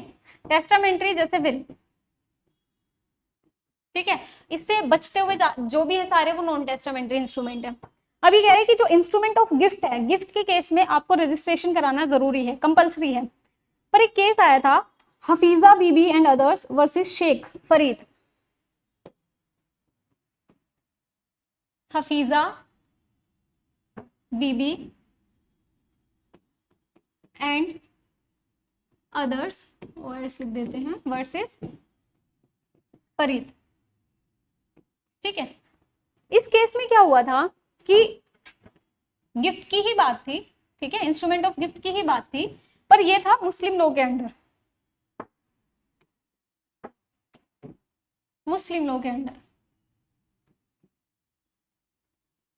तो सुप्रीम कोर्ट के पास क्वेश्चन आया कि देखो हमारे रजिस्ट्रेशन एक्ट में साफ साफ लिखा हुआ है कि इंस्ट्रूमेंट ऑफ गिफ्ट को, जो इमूवेबल प्रॉपर्टी का है, उसे आपको रजिस्टर कराना जरूरी है, इट इज कंपल्सरी, कोई ऑप्शन है ही नहीं आपके पास। पर मुस्लिम लॉ में तो ऐसा कोई रूल ही नहीं है। मुस्लिम लॉ तो कह रहा है कि हम एक पर्सनल लॉ है, हमारे अकॉर्डिंग अगर हम गिफ्ट करना चाहें तो हमें तीन चीजें चाहिए। एक है हमारा डिक्लेरेशन, ठीक है, दूसरा क्या है हमारा एक्सेप्टेंस, ठीक है, और थर्ड है हमारा डिलीवरी। अगर ये तीन चीजें हम फॉलो करते हैं या हमारी फुलफिल हो जाती है तो हम मानेंगे कि एक प्रॉपर गिफ्ट जो है वो बन गया है, एक्सेप्टेंस और डिलीवरी। तो इन्होंने बोला कि यार हमने डिक्लेरेशन भी कर दिया है, हमने एक्सेप्ट भी कर लिया है सेकंड पार्टी ने, और हमने डिलीवरी भी कर दी है पोजेशन की, तो क्या इसके अलावा भी हमें रजिस्ट्रेशन की जरूरत है। तो कोर्ट ने बोला कि position regarding the gift under Muslim law is well settled, कि यहाँ पे ये पोजीशन सेटल है, इसे छेड़ो मत, ये जैसा है वैसा चलेगा, और इसमें यहाँ पर इस गिफ्ट का जो इंस्ट्रूमेंट ऑफ गिफ्ट है इसे आपको रजिस्टर कराने की जरूरत नहीं है। तो ये जनरल रूल का एक्सेप्शन हो गया। जनरल रूल क्या कह रहा है कि कोई भी डॉक्यूमेंट जो है, मैं गिफ्ट की बात नहीं कर रही, सिर्फ कोई भी डॉक्यूमेंट जो है अगर इमूवेबल प्रॉपर्टी से रिलेटेड है तो उसे आपको रजिस्टर कराना पड़ेगा। एक्सेप्शन कहाँ दे दिया हमारा, gift of immovable property under Muslim law, ठीक है। केस का नाम याद रखना, Hafiza Bibi and others versus Sheikh Farid case का नाम है। क्लियर, यहां तक कोई भी कंफ्यूजन आई गेस नहीं है। नेक्स्ट आता है हमारा other non testamentary instrument which purports और operates to create, declare, assign, limit और एक्सटिंग्विश वेदर इन प्रेजेंट और in future any right, title, interest whether vested और contingent of the value of 100 rupees and upward to or in immovable property। इसको ध्यान से देखना क्या है, ये कह रहा है कि कोई भी नॉन टेस्टामेंट्री इंस्ट्रूमेंट है, ठीक है, यहां तक हमें कोई समझ दिक्कत नहीं है। अभी कह रहा है कि रिलेटेड भी है इमूवेबल प्रॉपर्टी से, यहाँ भी हमें कोई समस्या नहीं है। अब ये जो इमूवेबल प्रॉपर्टी है वो 100 रुपए से ऊपर की होनी चाहिए, यहाँ भी कोई समस्या नहीं, ठीक है। दिक्कत कहाँ आ रही है, या जो हमें चीज याद रखनी है, जो मैं आपको ट्रिक बता रही हूँ वो क्या है, ये कह रहे हैं कि इसमें एक कोई राइट, इंटरेस्ट या कोई क्लेम अराइज होना चाहिए, तो आपको इसको रजिस्टर कराने की जरूरत है। अगर ऐसा नहीं हो रहा है, ठीक है, तो आपको जरूरत नहीं है, ठीक है। कोई राइट, टाइटल, सॉरी टाइटल,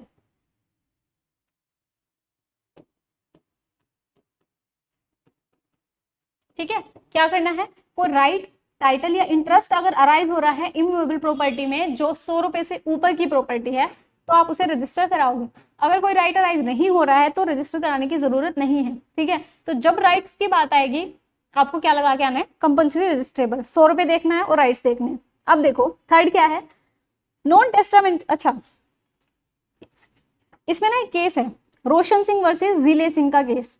ये कह रहा है कि जो पार्टीशन डीड है it is required to be compulsory registrable, जो मैंने आपको शुरू में एग्जांपल दिया था एक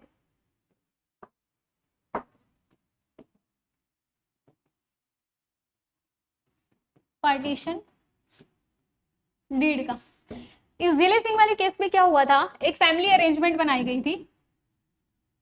ठीक है,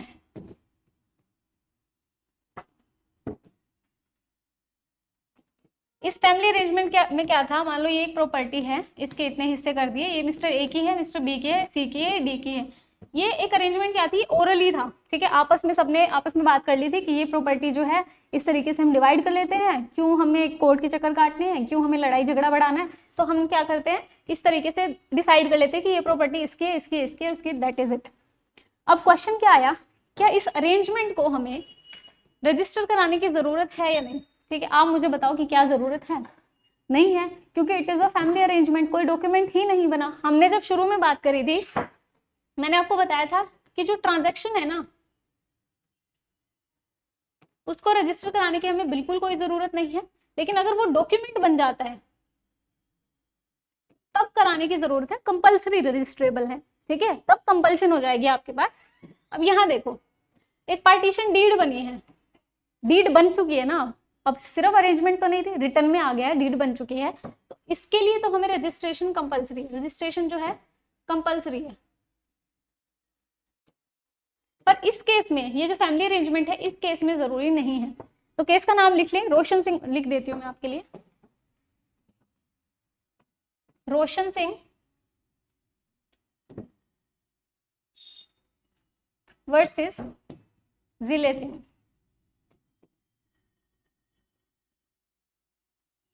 ठीक है, इसमें ये बोला गया था कि जो रजिस्टर्ड डीड है वो कंपल्सरी रजिस्ट्रेबल है, लेकिन अगर कोई फैमिली अरेंजमेंट है उसमें रजिस्ट्रेशन कराने की जरूरत नहीं है आपको। क्लियर। अब देखते हैं एक और केस है which is important, Suraj lamps and industries private limited versus state of, ये 2012 का केस है और पूछा गया है। ठीक है, इसमें ये बोला है कि immovable property can be transferred legally by the registered deed. ठीक है, ये भी रजिस्टर्ड डीड से रिलेटेड है, नाम मैं लिख देती हूँ,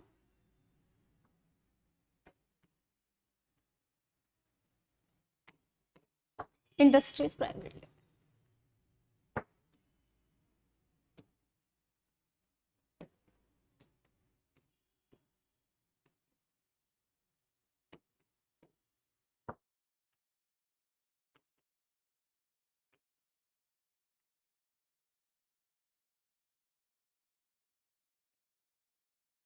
दो 2012 का केस है, इसमें क्या बोला गया था, इमूवेबल प्रॉपर्टी को ट्रांसफर किया जा सकता है legally by the registered deed. ठीक है, अब एक क्वेश्चन ये भी आता है कि एक ट्रांजैक्शन है in the nature of general power of attorney, या फिर जो सेल एग्रीमेंट है, मतलब एग्रीमेंट टू सेल है, ये ट्रांसफर जो हम विल के थ्रू करते हैं, क्या इनको रजिस्टर कराना जरूरी है। तो क्वेश्चन वही फिर आ जाता है कि क्या इसका डॉक्यूमेंट बन रहा है, क्या ये सिर्फ ट्रांजैक्शन की बात हो रही है, जहां पे ट्रांजैक्शन की बात हो रही है वहां जरूरी नहीं है, लेकिन जहां डॉक्यूमेंट्स की बात हो रही है वहां है। ठीक है, अब हम बात करते हैं लीज ऑफ इमूवेबल प्रॉपर्टी ना, थर्ड वाला बात, पहले थर्ड वाला देखते हैं। C, non testamentary instrument which acknowledge the receipt और the payment of any consideration on the account of creation और declaration assignment limitation extinction of any such right title और इंटरेस्ट। ये इंटरेस्टिंग है, कैसे, ये कह रहा है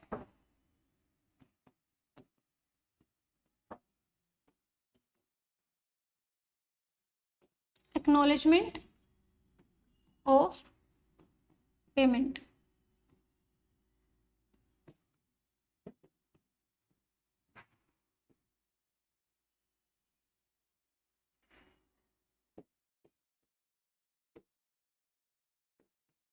पेमेंट को फॉर कंसिडरेशन। इसमें ना दो बातें होंगी। ठीक है, क्या बातें होंगी वो देखो, देखो हम एक मान लो पार्टीशन डीड है, नहीं पार्टीशन में सेल डीड करो, सेल डीड, ठीक है, हमने एक सेल का एग्रीमेंट बनवाया। अब क्या है कि इसको तो रजिस्टर कराना है, इसमें तो कोई दो राय नहीं है, ठीक है। अब इसमें क्या होता है ना,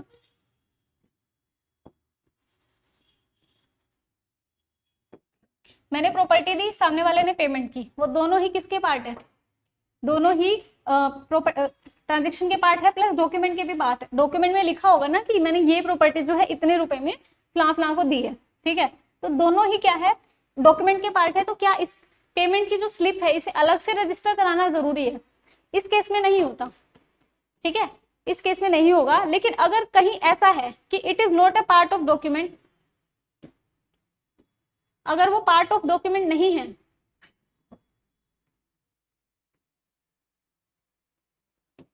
if yes, no need to register, no need to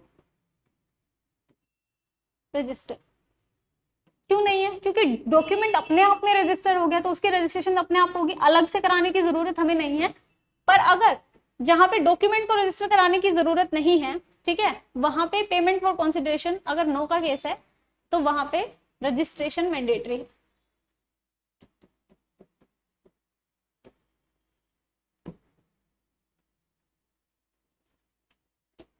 ठीक है।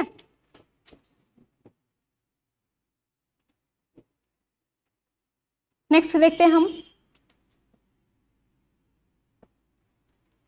Lease of immovable property from year two year and for any term exceeding 1 year और रिजर्विंग ईयरली रेंट। ये कह रहा है कि अगर आप लीज पे प्रॉपर्टी दे रहे हो, ठीक है, इसमें दो बातें होंगी, एक है ईयरली, एक है लेस देन अ ईयर। अगर आप ईयरली दे रहे हो, ठीक है, पूरे 12 महीने या उससे ज्यादा के लिए दे रहे हो, तो आपको इसका रजिस्टर कराना, रजिस्ट्रेशन कराना है। रजिस्ट्रेशन जो है मैंडेटरी है, ठीक है। अगर लेस देन ए ईयर है, लेस देन ईयर के केस में क्या होगा,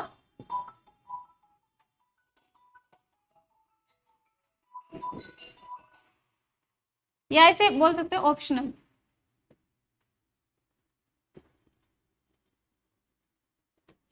सही है। अगर 1 साल या उससे ज्यादा है तो करवाना पड़ेगा, उससे कम है तो नहीं करवाने की जरूरत, बस ऐसा इतना ही लिखा है इसमें, इससे ज्यादा डीप में जाने की जरूरत नहीं है। अगला देखो कह रहा है, नॉन टेस्टामेंट्री इंस्ट्रूमेंट ट्रांसफरिंग और असाइनिंग एनी डिक्री और ऑर्डर ऑफ कोर्ट और any award when such decree or order or award purports or operates to create, declare, assign, limit or extinguish, whether in present or in future, any right, title, interest, whether vested or contingent of the value of 100 and upward to, छोड़ो इसे, समझो इसे, court की decree है, ठीक है। ये कह रहे हैं कि अगर कोर्ट की डिक्री है ना, क्या उसे रजिस्टर कराना जरूरी है? नहीं, ठीक है। लेकिन बट वो जो डिक्री है, it is related to immovable property, ठीक है। ये जो डिक्री है ना, वो अगर इमूवेबल प्रॉपर्टी से रिलेटेड है तो उसका रजिस्ट्रेशन कराना जरूरी है। इसको ऐसा समझो, एक प्रॉपर्टी जो है वो एक्स को बिलोंग कर रही थी, ठीक है, कोर्ट में केस चला गया, ठीक है, कोर्ट में चला गया केस, उसके बाद आई कोर्ट की डिक्री। अब यहाँ पे जो पहले एक्स का राइट था, अब वो हो गया वाई का राइट, चेंज हो गया ना, ट्रांसफर हो गया। पहले एक्स का राइट था, अब वाई का राइट हो गया। यहां तक भी आपको जरूरत नहीं है उसे रजिस्टर कराने की, पर ये जो मिस्टर वाई है ना, ये ट्रांसफर करना चाह रहा है, ट्रांसफर। जब ये ट्रांसफर करेगा, मिस्टर पी को लगा लो, जब इसने ट्रांसफर किया तो इस यहाँ पे इस स्टेज पे रजिस्टर करवाने की जरूरत है आपकी कोर्ट की डिक्री और ऑर्डर। दोबारा समझाती हूँ क्या सीन है। देखो, एक जनरल रूल बताती हूँ, ठीक है, उसके बाद इसे समझना तो आपके लिए इजी पड़ेगा। कोई भी ऑफिशियल काम है ना, ऑफिशियल कैसे, आप रजिस्ट्रार ऑफिस में जा रहे हो, रजिस्ट्री होगी, कोई दिक्कत नहीं है। मान लो कोर्ट की डिग्री आ गई किसी अथॉरिटी ने, ठीक है, एग्रीकल्चर लोन जैसे होता है तो लोन प्रोवाइड किया, एग्रीकल्चर लोन, ठीक है। तो यहाँ पे तीनों में देखो ऑफिशियल्स उस काम को कर रहे हैं, ऑफिशियल जो है वो रिकॉर्ड मेंटेन करके रहे। या फिर मान लो ऑक्शन की बात करते हैं हम, auction by the court, by court या गवर्नमेंट, यहाँ पे सारा काम ऑफिशियली हो रहा है, ठीक है। यानी कि इन सारी चीजों का रिकॉर्ड एक मेंटेन है, कहाँ पे, किसी भी गवर्नमेंट ऑफिस में, चाहे वो कोर्ट में हो डिग्री के फॉर्म में, लोन हो, मतलब जो एग्रीकल्चर लोन है उनकी बात हो रही है, या फिर हाँ कोई भी अथॉरिटी, जैसे ऑक्शन हो रहा है बाय द कोर्ट या गवर्नमेंट कर रही है तो गवर्नमेंट के रिकॉर्ड में कहीं ना कहीं वो होगा, या हम सीधा रजिस्ट्रार ऑफिस में जा रहे हैं। सबका पर्पस क्या है कि एक मेंटेन किया हमने रिकॉर्ड, और अगर कहीं भी दिक्कत आती है या कहीं भी हमें ऐसा लगता है कि मेंटेन नहीं हुआ है तो हम उन रिकॉर्ड्स को निकलवाएंगे, ऐसा ही होता है ना, वहां से उसकी ऑथेंटिसिटी चेक करेंगे। क्योंकि हम जब पर्पस पढ़ रहे थे तो एक पर्पस ये भी हो सकता है कि डॉक्यूमेंट ऑथेंटिक है या नहीं। ऑथेंटिक कैसे पता चलेगा, हम रजिस्ट्रार ऑफिस में जाएंगे और हम बताएंगे कि ये देखो, कोर्ट की डिग्री उठा के लाएंगे, ये देखो कोर्ट का ऑर्डर है, ठीक है, आप रिकॉर्ड्स निकलवा के देख लो। ये लोन वाला सीन है जो एग्रीकल्चर लोन वगैरह है, ये हम आगे पढ़ेंगे तब मैं आपको अच्छे से समझाऊंगी। और या फिर ऑक्शन हो रहा है गवर्नमेंट, मैंने तो वहां से खरीदी थी, आप रिकॉर्ड चेक कर लो, ऑथेंटिसिटी मैच हो गई ना, यही पर्पज है, ठीक है। तो रजिस्ट्रार ऑफिस में हमें इन सिचुएशन में जाने की जरूरत ही नहीं है, क्योंकि हमें ऑलरेडी मेंटेन कर लिया है ऑथेंटिसिटी को। तो यही बात यहाँ पे बोली जा रही है कि कोई भी नॉन टेस्टामेंट्री इंस्ट्रूमेंट, अच्छा मेन चीज तो मैंने बताई नहीं, ये तो मैंने आपको जनरल चीजें बता दी कि ऐसा होता है। अब यहाँ पे जो ई पार्ट है वो ये कह रहा है कि एक कोर्ट का ऑर्डर आया, कोर्ट का ऑर्डर आया या डिक्री लिख दो खाली, ठीक है। ये डिक्री जो है मेरे नाम पे है, एक्स के नाम पे है, कोई दिक्कत नहीं है, इसे रजिस्टर आप मत कराओ, पर क्योंकि ये डिक्री में ट्रांसफर कर रही हूं, ये रिलेटेड किससे है, इमूवेबल प्रॉपर्टी से,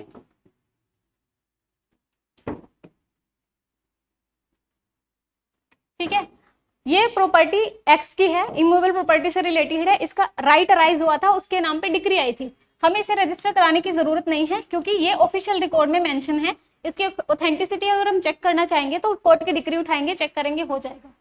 लेकिन अगर मैं इसे ट्रांसफर कर रही हूँ तो मिस्टर एक्स या वाई, क्या ये डिक्री में मेंशन है, नहीं है ना, क्योंकि ये डिक्री में मेंशन नहीं है और यहाँ पे इसका राइट अराइज हो रहा है, इसकी ऑथेंटिसिटी कहां से चेक करेंगे, कल को फिर आ जाएगा एक्स उठा के मुंह कि भाई मेरी प्रॉपर्टी है, ले डिक्री तेरे मुंह पे मारता हूँ, कैसे बताओगे आप, सबूत चाहिए, एविडेंस चाहिए, प्रूफ चाहिए।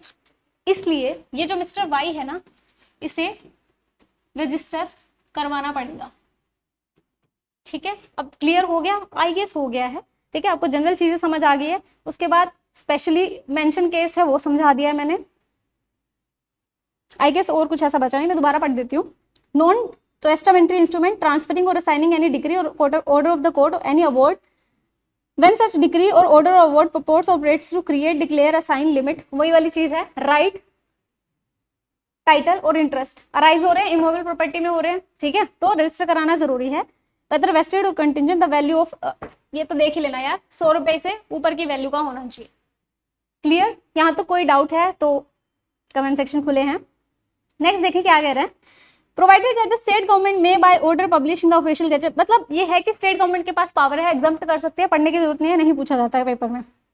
नेक्स्ट है हमारा document containing the contract of transfer for the consideration any movable property for the purpose of 53A, हमारा पार्ट परफॉर्मेंस की बात करता है, हम अभी बात करेंगे इसके बारे में भी। Shall be registered if they have been executed on और after the commencement of registration and other related laws, if the document are not registered on और आफ्टर सच अ कमेंसमेंट।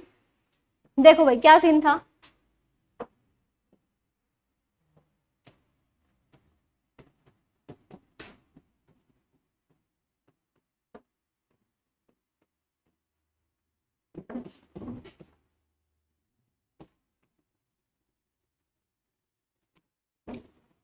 ए जो है ना ट्रांसफर ऑफ प्रॉपर्टी एक्ट का, वो बात करता है पार्ट परफॉर्मेंस की। पार्ट परफॉर्मेंस का मतलब क्या है, देखो एग्जांपल से बताती हूँ, समझ आएगा। ये है मिस्टर ए, ठीक है, इसने एक बनाई सेल डीड, सेल डीड इसने एग्जीक्यूट करी, मिस्टर बी के फेवर में। इसके पास ये एक घर था, इसने इसे बेच दिया 50 लाख में।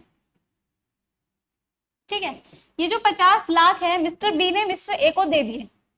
ठीक है, उसने अपना पार्ट कंप्लीट कर दिया कि मिस्टर बी ने मिस्टर ए को वो 50 लाख रुपए दे दिए। मिस्टर ए ने क्या किया, इस बंदे को पोजेशन दे दिया, यानी कि अब ये जो घर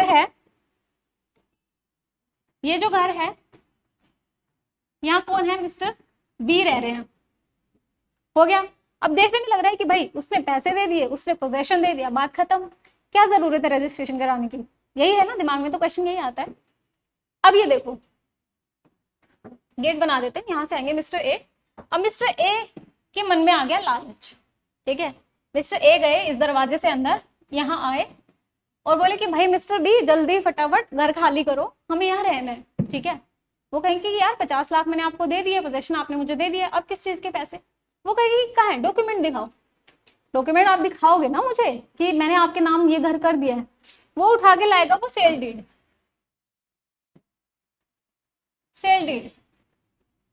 लेके आएगा। वो कहेगा कि ये देखो, ये आपके साइन है। वो कहेगा हाँ है, ये मेरे साइन है, हमने डॉक्यूमेंट साइन किया है, इसका मतलब ये प्रॉपर्टी जो है मेरी है। तो वो कहेंगे कि रुको, क्या ये sale deed non testamentary instrument है? वो कहेगा हाँ है। क्या ये इमूवेबल प्रॉपर्टी है? वो कहेगा ये भी है। क्या वो 100 रुपए से ऊपर की है? वो कहेगा हाँ ये भी है। जब ये तीनों कंडीशन फुलफिल हो रही है तो ये रजिस्ट्रेशन नहीं करवाया गया। आपने क्या इसका रजिस्ट्रेशन कराया? वो कहेगा नहीं। कहेगा नहीं तो निकलो फिर। ठीक है, स्टोरी अच्छी है ना, कि आगे से मतलब तुम भी घर वर खरीदोगे तो याद रखना ये चीज कि रजिस्ट्रेशन कितना इंपॉर्टेंट है। अगर वो चीज रजिस्टर्ड नहीं है ना तो आपके पास उसकी पोजेशन का तो चलो ठीक है, पर उसकी ओनरशिप का आपके पास कोई राइट नहीं है।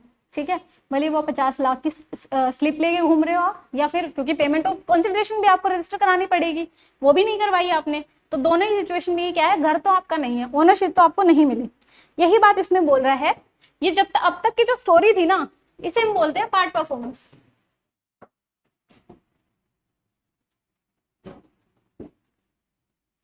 कैसे है पार्ट परफॉर्मेंस? देखो, मिस्टर ए और मिस्टर बी ने तो अपने 50 लाख देने थे, उसने तो दे दिए। इसको अपने सारे डॉक्यूमेंट्स कंप्लीट करके प्रॉपर तरीके से इसे देना था, पर इसने नहीं किया, इसने रजिस्ट्रेशन ही नहीं कराया। ठीक है, तो पहले क्या होता था, एग्जम्प्टेड हो जाता था। एग्जम्प्टेड कैसे? जैसे हम डॉक्ट्रिन ऑफ एस्टोपल की बात करते थे। एस्टोपल में क्या होता है कि अगर आप अपने आप को कुछ और पर्सन शो करते हो या कोई और पोजीशन में शो करते हो और आपकी उस पोजीशन की वजह से सेकंड पर्सन अपनी पोजीशन चेंज कर लेता है, ठीक है, तो उस पर एस्टोपल लग जाता था कि नहीं, आपने अगर ऐसा बोला था तो बोला था, ठीक है, आप अपनी बात पे रहे। पर पार्ट परफॉर्मेंस के केस में अब क्या हो गया है, ऐसा नहीं है। 2 मिनट। पार्ट परफॉर्मेंस के केस में अब ऐसा नहीं है। यहाँ पे साफ साफ मेंशन कर दिया है, उसका भी कोई इफेक्ट नहीं होगा। अगर आपने रजिस्ट्रेशन कराया नहीं है डॉक्यूमेंट का तो आप एग्जम्प्टेड नहीं होंगे। क्लियर? यहाँ तक आई गेस कोई डाउट नहीं है तो वही अपना कमेंट सेक्शन खुला है। अब हम बात करते हैं सेकंड क्लोज की। इंपॉर्टेंट है, ये भी समझना है क्यों। Nothing in this clause applies to, कहाँ कहाँ अप्लाई नहीं होता? पहला कह रहे हैं कि कॉम्पोजिशन डीड पे अप्लाई नहीं होता।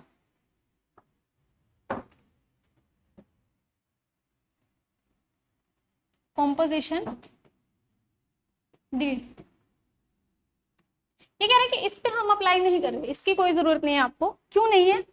कॉम्पोजिशन डीड पहले होती क्या है वो देखते हैं। कॉम्पोजिशन डीड का मतलब ये होता है कि मान लो असल में जो हमारा कॉन्ट्रैक्ट हुआ था ना वो 50 लाख का ही हुआ था। ठीक है, कि यार मुझे 50 लाख मेरे दे दियो, जैसा भी हमारा डील हुई थी। अब ना मेरे पास 50 लाख नहीं है, मतलब मैंने सारा हिसाब लगा के देख लिया, 50 लाख मेरे पे बन नहीं थे। ए और बी के बीच का मैटर है ये। बी कह रहा है कि भाई 50 लाख तो होंगे नहीं, कैसे दूं? तो ए कहता है कोई बात नहीं, 50 नहीं है तू 40 दे दे, तू 30 दे दे, या मुझे कोई भी अलग अरेंजमेंट जो है हम वो कर लेते हैं। ठीक है, तो इसे बोलते हैं कॉम्पोजिशन डीड। इसमें सेट ऑफ नहीं आएगा। ठीक है, इसमें सेट ऑफ नहीं आएगा। कॉम्पोजिशन में ये होता है कि जो आपकी पोजीशन है, मतलब जितना आपको सामने वाले को पे करना था, आप उसमें चेंजेस कर दो कि ये नहीं तो ये ले दे के काम चला लेते हैं, वैसा वाला। क्लियर? नेक्स्ट है हमारा any instrument related to the share in a joint stock company. बस इनके पॉइंटर्स आपको याद रखने हैं, ज्यादा डीप में नहीं जाना है। जो समझने वाला चीज था मैंने आपको क्लियर कर दिया कि जो जॉइंट स्टॉक कंपनी में है उन्हें आपको करने की जरूरत नहीं है। ठीक है, उसके बाद है इसमें मेंशन करते रहो, जॉइंट स्टॉक है उसको हाईलाइट कर लो, उसके बाद any debenture issued by such company और not creating, declaring, assigning, limiting और एक्सटिंग्विशिंग। अब यहाँ पे कैच है, मैंने तुम्हें शुरू में क्या बताया था कि जहां पे भी राइट, इंटरेस्ट और टाइटल, जहां पे भी राइट, इंटरेस्ट और टाइटल अराइज हो रहा है, ठीक है, उसका राइट अराइज हो रहा है, तो वहां पे रजिस्ट्रेशन की जरूरत है। यहाँ पे कह रहा है कि नोट क्रिएटिंग, डिक्लेयरिंग, तो नोट को आप वो मेंशन कर लो, हाईलाइट कर लो, जैसा करना है, तो वो यहाँ पे खत्म हो जाता है, आगे पढ़ने की आपको जरूरत नहीं है, ठीक है। नेक्स्ट है हमारा एनी एंडोर्समेंट अपॉन और transfer of any debenture issued by such company. वही वाले डिबेंचर की बात हो रही है जो ऊपर हमने बी थर्ड में पढ़ा है, उसको एंडोर्स करेंगे तो भी उसकी भी जरूरत नहीं है हमें। नेक्स्ट है हमारा fifth, any document other than the document specified in sub clause 1A not itself creating any right असेन, not itself creating any right, नहीं कर रहा, ठीक है। एक्सटिंग्विश एनी राइट, टाइटल और value of 100 rupees and upward to और immovable property, दोनों ही चीज दे दी इसमें, राइट भी क्रिएट नहीं कर रहा और 100 से कम भी है, कोई जरूरत नहीं है इसे कराने की। एनी डिग्री और ऑर्डर ऑफ द कोर्ट, वापस से आ गई ये चीज,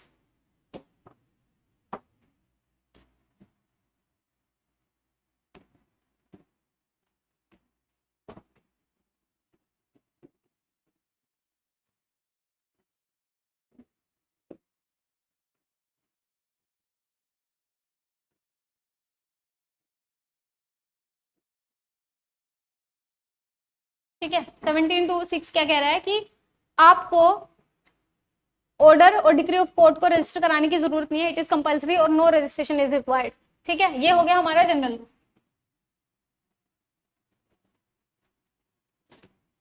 क्लियर यहाँ तक।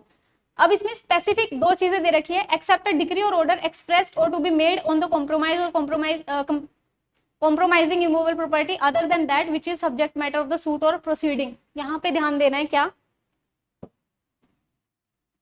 कॉम्प्रोमाइज डिग्री है,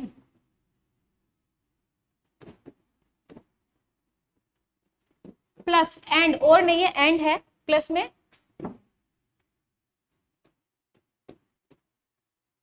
प्रॉपर्टी दो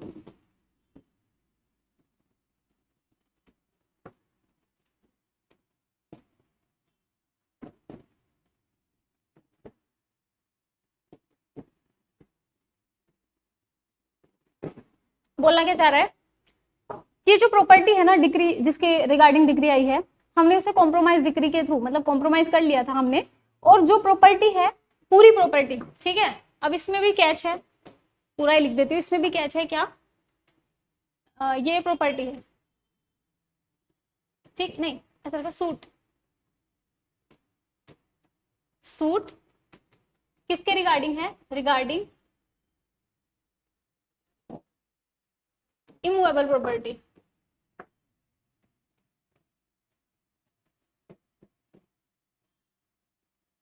अब इसमें भी दो बातें हैं, एक है सब्जेक्ट मैटर है, नॉट सब्जेक्ट मैटर,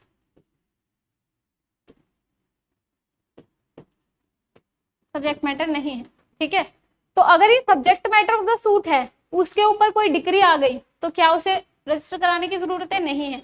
ये कह रहे हैं कि इसके साथ साथ, ये तो था ही था, इसके साथ साथ मुझे एक्स्ट्रा प्रॉपर्टी भी मिल रही है, कॉम्प्रोमाइज जब हम कर रहे हैं तो इसके साथ मुझे एक्स्ट्रा प्रॉपर्टी भी मिल रही है, तो इसे रजिस्टर कराने की जरूरत है या नहीं है, इसे जरूरत है, क्योंकि it was initially not a part of या subject matter of the suit. Clear, यहाँ तक कोई डाउट नहीं है। नेक्स्ट है हमारा seventh, any grant of immovable property by the government, government grant कर रही है, अथॉरिटी है, शुरू में जो बताया था, ट्रिक जो मैंने बताई थी, अथॉरिटी है, गवर्नमेंट है, कोई ऑफिसर ऑफ द गवर्नमेंट है, रजिस्ट्रार ऑफिस, ये तो आएगा ही आएगा ऑब्वियसली, कोर्ट है, ठीक है, ऑप्शन है, कुछ भी है। नेक्स्ट है any grant of immovable property by the government, नहीं कराने की जरूरत हमें। Any instrument of partition made by the revenue officer, कोई जरूरत नहीं है करवाने की। एनी ऑर्डर ग्रांटिंग अ लोन और instrument of collateral security land revenue के सॉरी लैंड इंप्रूवमेंट एक्ट के अंडर, नहीं कराने की जरूरत। एग्रीकल्चरलिस्ट जो लोन है उसको कराने की जरूरत नहीं है। अंडर चैरिटेबल एंडोमेंट, इसको भी कराने की, मतलब ये तो वही है कि मेन क्रक्स आपको समझ आ गया इनको आप रीडिंग देंगे, ठीक है, इसमें समझने वाला कुछ है नहीं, जैसे मैं समझाऊं बैठ के, बस एक रीडिंग देनी है आपको और दैट इज इट, ठीक है, बस, ठीक है। अब आता है हमारा third, authorities to adopt a son executed after the first day of January 1872 and not conferred by the will shall also be registrable. First हमने देख लिया रजिस्टर कराना है, सेकेंड हमने देख लिया नहीं कराना, थर्ड फिर से कह रहा है कि करवाना है। थर्ड में क्या कह रहा है कि आप अडॉप्शन कर रहे हो। अडॉप्शन में इन्होंने बोला adoption by will by other means. अगर बाय विल कर रहे हो तो आपको रजिस्टर कराने की जरूरत नहीं है, हमें पता है कि ऑप्शनली विल जो है ऑप्शन में ऑप्शनली रजिस्ट्रेबल है, टंग ट्विस्टर हो जाता है कभी कभी, ठीक है, विल जो है ऑप्शनली रजिस्ट्रेबल है, ठीक है, तो इसे कराने की जरूरत नहीं है। लेकिन अगर अदर मीन से आप अडॉप्शन करते हो तो इसका रजिस्ट्रेशन कराना जरूरी है, यही लिखा है, दोबारा पढ़ें। अथॉरिटीज टू अडॉप्ट अ सन, ठीक है, उस टाइम पे सन ही अडॉप्ट करते थे, 1908 का एक्ट है।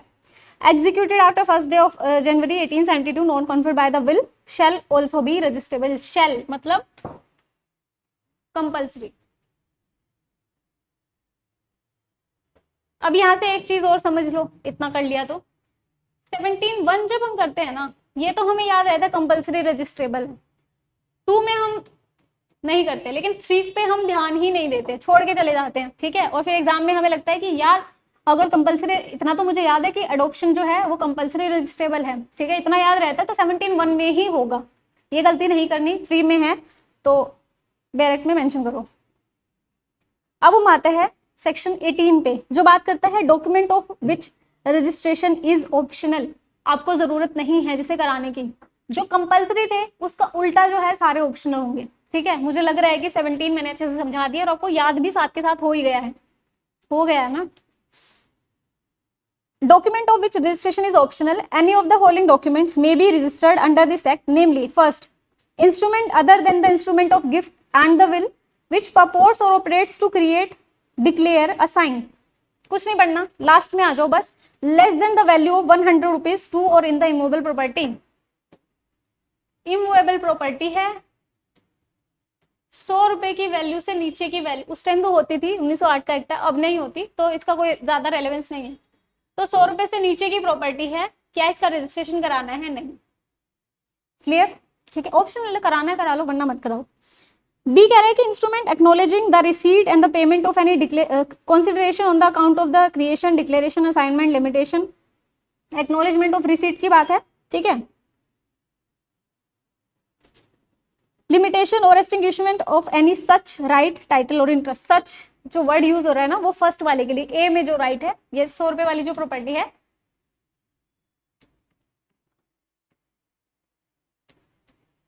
ये जो 100 रुपए वाली प्रॉपर्टी है इसके लिए यूज हो रहा है कि इसकी जो पेमेंट ऑफ कंसिडरेशन, ठीक है, एक्नॉलेजमेंट जो है पेमेंट की, उसको भी कराने की जरूरत नहीं है। नेक्स्ट है हमारा lease of immovable property for any term not exceeding 1 year, वही वाली चीज है, सेम चीजें हैं, बस उल्टा लिखा हुआ है, ठीक है।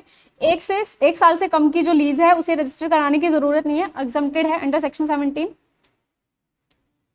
इंस्ट्रूमेंट ट्रांसफरिंग और assigning any decree, order of the court or any award when such decree, order or award purports or operates to create, declare, assign, limit, extinguish, whether in present or in future, any right, title, interest, whether vested or contingent of the value less than 100 rupees to or in the immovable property। हमने discuss कर लिया immovable property का बाकी का सारा, एक ये extra point add है इसमें कि 100 रुपए से कम की प्रॉपर्टी है, इसमें भी ज्यादा माथा पचे की जरूरत नहीं है। नेक्स्ट है हमारा D, instruments which purports or operates to create, declare, assign, limit or extinguish any right, title, interest to or in movable property, movable property, MOVA, इम नहीं है। नेक्स्ट है हमारा विल को कराने की जरूरत नहीं है, ऑप्शनल है। All the other document not required by section 17 to be registered, जो 17 में है उसे करा लो, उससे अलग जरूरत नहीं है, ठीक है। तो 17-18 अगर कोई डाउट है तो पूछ लेना, ठीक है, वैसे नहीं रहना चाहिए, ऐसे ही बोलना, ऐसे कमेंट सेक्शन में बोलना मुझे कि बहुत अच्छा पढ़ाया मैंने, ठीक है, उसमें हमें जरूरत नहीं पड़ी, और हो भी डाउट तो पूछ लेना, ऐसा नहीं है कि पूछोगे नहीं। नेक्स्ट है हमारा 19, documents in language not understood by the registering officer. यहाँ से क्वेश्चन बना है, ठीक है, प्री में ऐसा क्वेश्चन आया है If any document duly presented for the registration be in the language which the registering officer does not understand, उन्हें समझ नहीं आ रहा है, and which is not commonly used in the district, he shall refuse to register. Shall refuse.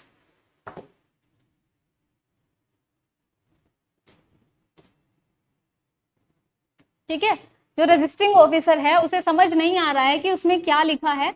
ऐसा ना generally क्या होता है, जैसे हम नॉर्थ इंडिया में है, ज़्यादा इंग्लिश और हिंदी चलती है, सबको समझ भी आती है, पर साउथ स्टेट्स में जहाँ हम जाते हैं तो साउथ इंडियन लैंग्वेजेस होती है, नहीं भी समझ आती है। तो अगर जो रजिस्टरिंग ऑफिसर है उन्हें समझ नहीं आती और वहाँ के रूल्स के अकॉर्डिंग भी नहीं है, ठीक है, तो वहां पे वो बोल सकता है कि भाई मुझे नहीं समझ आई तो मैं पढ़ नहीं सकता तो मैं बता नहीं सकता उसमें क्या लिखा है, तो मैं तो नहीं करूंगा। या तो आप इसे ट्रांसक्रिप्ट लेके आओ इसकी इंग्लिश लैंग्वेज में या ऐसी कोई लैंग्वेज जो उसे समझ आती हो, उसके बाद वो रजिस्टर की जाएगी। ठीक है, नेक्स्ट है हमारा documents containing the interlineation, blanks, erasure और alteration. The registering officer may in its discretion refuse to accept for the registration any document in which any interlineation, blanks, eraser or alteration appears unless the person executing the document attest with their signature. unless वाले से underline करना शुरू कर दो कि अगर वो attest नहीं करता by the signature or initials such interlineation, blank और eraser या जो भी बच गया ऑल्ट्रेशन। सही है, मैंने आपको शुरू में भी बताया था, जैसे कोई भी एक डॉक्यूमेंट है, ठीक है, उसमें XYZ कोई लाइन लिखी है, फिर बीच में मैंने ब्लैंक छोड़ दिया, फिर PYQ लिख दिया, ये कोई डॉक्यूमेंट है, समझ के चलो। अब ये जो ब्लैंक है ना, मैंने खाली छोड़ दिया, ठीक है, और ऐसा खाली छोड़ा है कि मैं इसमें कुछ लिख सकती हूँ, ऐड कर सकती हूँ, ये गलती नहीं करनी। ठीक है, या तो आप डॉक्यूमेंट को प्रॉपर तैयार करके लेके जाओ, अगर नहीं लेके जाते तो जो रजिस्टरिंग ऑफिसर है वो इसे देखेगा। ठीक है, इसमें दो बातें होंगी। पहली बात क्या होगी कि वो मना कर देगा, टोटल रिजेक्ट, भाई उठाओ अपना, दोबारा बनवा के अच्छे से लेके आओ, रिजेक्ट कर दिया।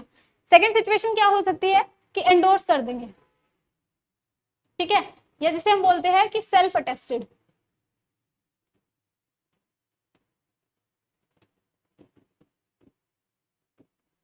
क्या होगा, वो जो खाली स्पेस होगा ना, मान लो ये खाली स्पेस था या गलती थी, मिस्टेक थी, ऑल्ट्रेशन था, मैंने यहाँ पे पहले मैन लिखना था, अब मैंने यहाँ पे पर्सन कर दिया या इंडिविजुअल कर दिया, कुछ भी कर दिया, ठीक है, अब मैंने इसे काट के ये लिखा है, ये गलत हो गया, कटिंग होगी यहाँ पे, तो आप लिख तो सकते हो पर आपको यहाँ पे साइन करने होंगे, साइन विद द डेट कि इस डेट पे मैंने यहाँ पे ये अल्ट्रेशन की थी, ताकि रजिस्टरिंग ऑफिसर जो है उसे भी दिक्कत ना आए और जो पर्सन है इन्वॉल्व उसे भी दिक्कत, जिसने एग्जीक्यूट किया डॉक्यूमेंट उसे भी दिक्कत ना आए। ठीक है, if the registering officer register any such document, he shall at the time of registering the same make a note in the register of such interlineation।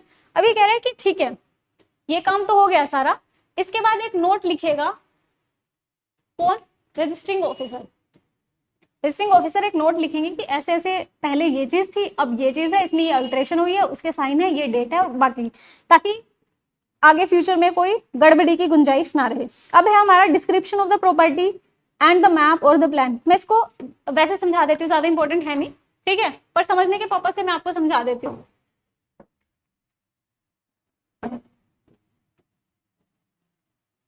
अब ये दो सिचुएशंस हैं, ठीक है, ये मान लो खेत है, किसी के फील्ड है, या ऐसे ओपन फील्ड है, जमीन है जैसे हम बोल देते हैं, ये वो है, ये प्रॉपर घर बने हुए हैं, बिल्डिंग्स बनी हुई हैं,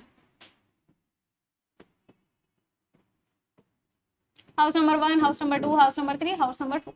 सही है, ये दो टाइप के है। अब इसमें मुझे बताओ कि इसमें ज्यादा डिस्क्रिप्शन है या इसमें ज्यादा डिस्क्रिप्शन है। ऑब्वियसली इसमें है, मैं सीधा बता सकती हूँ आपको लोकेशन, मेरे घर की ये लोकेशन है कि हाउस नंबर ये है, ये वाली गली है, ठीक है, लैंडमार्क ये है, आप पहुंच जाओगे वहां पे, यानी कि उस ये जो एरिया है, ठीक है, ये गवर्नमेंट की उस पर तो पूरा मतलब इसका ऑफिशियल डेटा इन्वॉल्व है, मुझे अपना उसमें एड्रेस फिल करना है, लैंडमार्क बताना है कि ये जो प्रॉपर्टी है मुझसे बिलोंग कर रही है। जब हम रजिस्ट्रार ऑफिस में जाएंगे उस प्रॉपर्टी के बारे में जब हम बताएंगे, ठीक है, इसकी मैं बात कर रही हूँ। यहाँ पे मैं जाऊंगी कि ये जो 1 नंबर कहता है ये मेरा है, कैसे पता, कोई बाउंड्री समझ नहीं आ रही, खेतों का तो पता है ना कैसे होते हैं, कोई बाउंड्री समझ नहीं आ रही, मान लो कल को इसने यहाँ पे जमीन कर ली, तो कैसे बताओगे कि ये जमीन सही है या गलत है। इसका एक प्रॉपर वो होता है, ठीक है, जो गाँव में पटवारी होते हैं, ये जो विलेज ऑफिसर्स होते हैं, ये प्रॉपर एक डेटा तैयार करते हैं, एक चीज को मापा जाता है, मैपिंग होती है हर चीज की, उसके बाद जो है इनकी रजिस्ट्री होती है। ठीक है, यहाँ पे कह रहे हैं कि यहाँ पे तो आप ऐसा कर सकते हो कि एड्रेस दे सकते हो, फिर ये बताओगे कि पहले ऑक्यूपायर इसका ये था, अब इसका ये ऑक्यूपायर है, इसका समझ आ जाएगा हमें। इसके केस में आपको प्रॉपर सब कुछ बताना पड़ेगा, एक खसरा नंबर जो होता है, ठीक है, और उसके अलावा प्रॉपर्टी कहाँ है, उसके क्या बोलते हैं वो, कोऑर्डिनेट्स बताने पड़ेंगे, समझ गए, ठीक है। अब देखते हैं, no testament instrument relating to the property shall be accepted for the registration unless it contains a description of such property sufficient to identify the same. Clear? अगर उनके पास डिस्क्रिप्शन है तो वेल एंड गुड है, जैसे यहाँ पे थी, नहीं है तो आप डिटेलिंग दोगे। House in the town shall be described as the south situated at the north or other side of the street or the road to which they front end by their existing or former occupancies। ये मैंने आपको सारा बता दिया, वही चीजें लिखी हुई हैं बस इसमें और कुछ पढ़ने की आपको जरूरत नहीं है, ठीक है। जितना मैंने बता दिया that is more than sufficient, इसके बाहर नहीं आएगा। बस इसमें ये ध्यान रखना, अगर इस टाइप की कोई जमीन है तो उसके डिस्क्रिप्शन देने पड़ेंगे, अगर प्रॉपर एड्रेस वाली जमीन है तो उसका सारा प्रॉपर एड्रेस लिख देंगे, पहला कौन ऑक्यूपेंट था, अब कौन है, ये सारी चीजें लिख देंगे, डॉक्यूमेंट पूरा तैयार करेंगे, रजिस्ट्रिंग ऑफिसर के पास लेके जाएंगे, रजिस्ट्री कराएंगे और खत्म। क्लियर? चलिए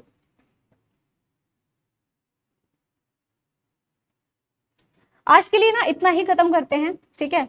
और ऐसा कुछ इसमें बचा नहीं है मेरे हिसाब से कि जो मैंने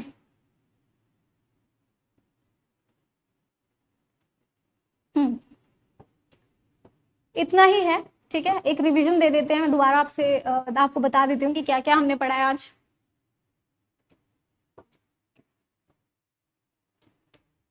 हमने पढ़ा है रजिस्ट्रेशन एक्ट क्या होता है, ठीक है, what is registration act, what is the purpose. जब आप रिवीजन करोगे तो इन क्वेश्चंस के आंसर आपको देने हैं, ठीक है। हमने इसका पर्पस पढ़ा है, उसके बाद हमने इसका एप्लीकेशन पढ़ा है, ठीक है, ये चीजें होगी।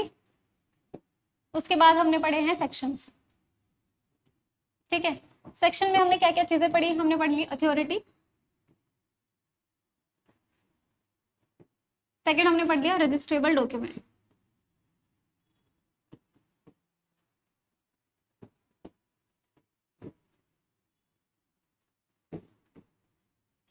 ठीक है। ये दो पार्ट, अभी तो वो when, where, why, who, home सारे वो बचे हुए हैं, पर आज का जो था हमारा इतना सेक्शन था। तो आप मुझे बता सकते हैं, अगर कोई डाउट है तो you can tell me in the comment section below, I will deal with them. और डाउट नहीं है तो थोड़े कमेंट अच्छे अच्छे करना कि हाँ हमें समझ आया है, जो नहीं समझ आया वो भी मुझे आप बताएंगे ताकि मैं इंप्रूव कर सकूं। और ऐसा कुछ आपको लग रहा है कि मैंने कुछ छोड़ दिया है, ठीक है, हो सकता है मैंने भी कुछ छोड़ दिया हो, या कोई केस लो ऐसा है, वैसे मैंने कवर किए हैं सारे, बट स्टिल अगर आपको लगता है तो वो भी आप मुझे बता सकते हैं। तो तब तक के लिए बाय बाय, पढ़ लो, एग्जाम है, सिर्फ छत्तीसगढ़ का नहीं देना, बाकी भी देने हैं, और छोड़ के कुछ नहीं जाना, सब पढ़ने हैं, ठीक है। तो मिलते हैं नेक्स्ट क्लास में, तब तक के लिए बाय बाय, पढ़ते रहो।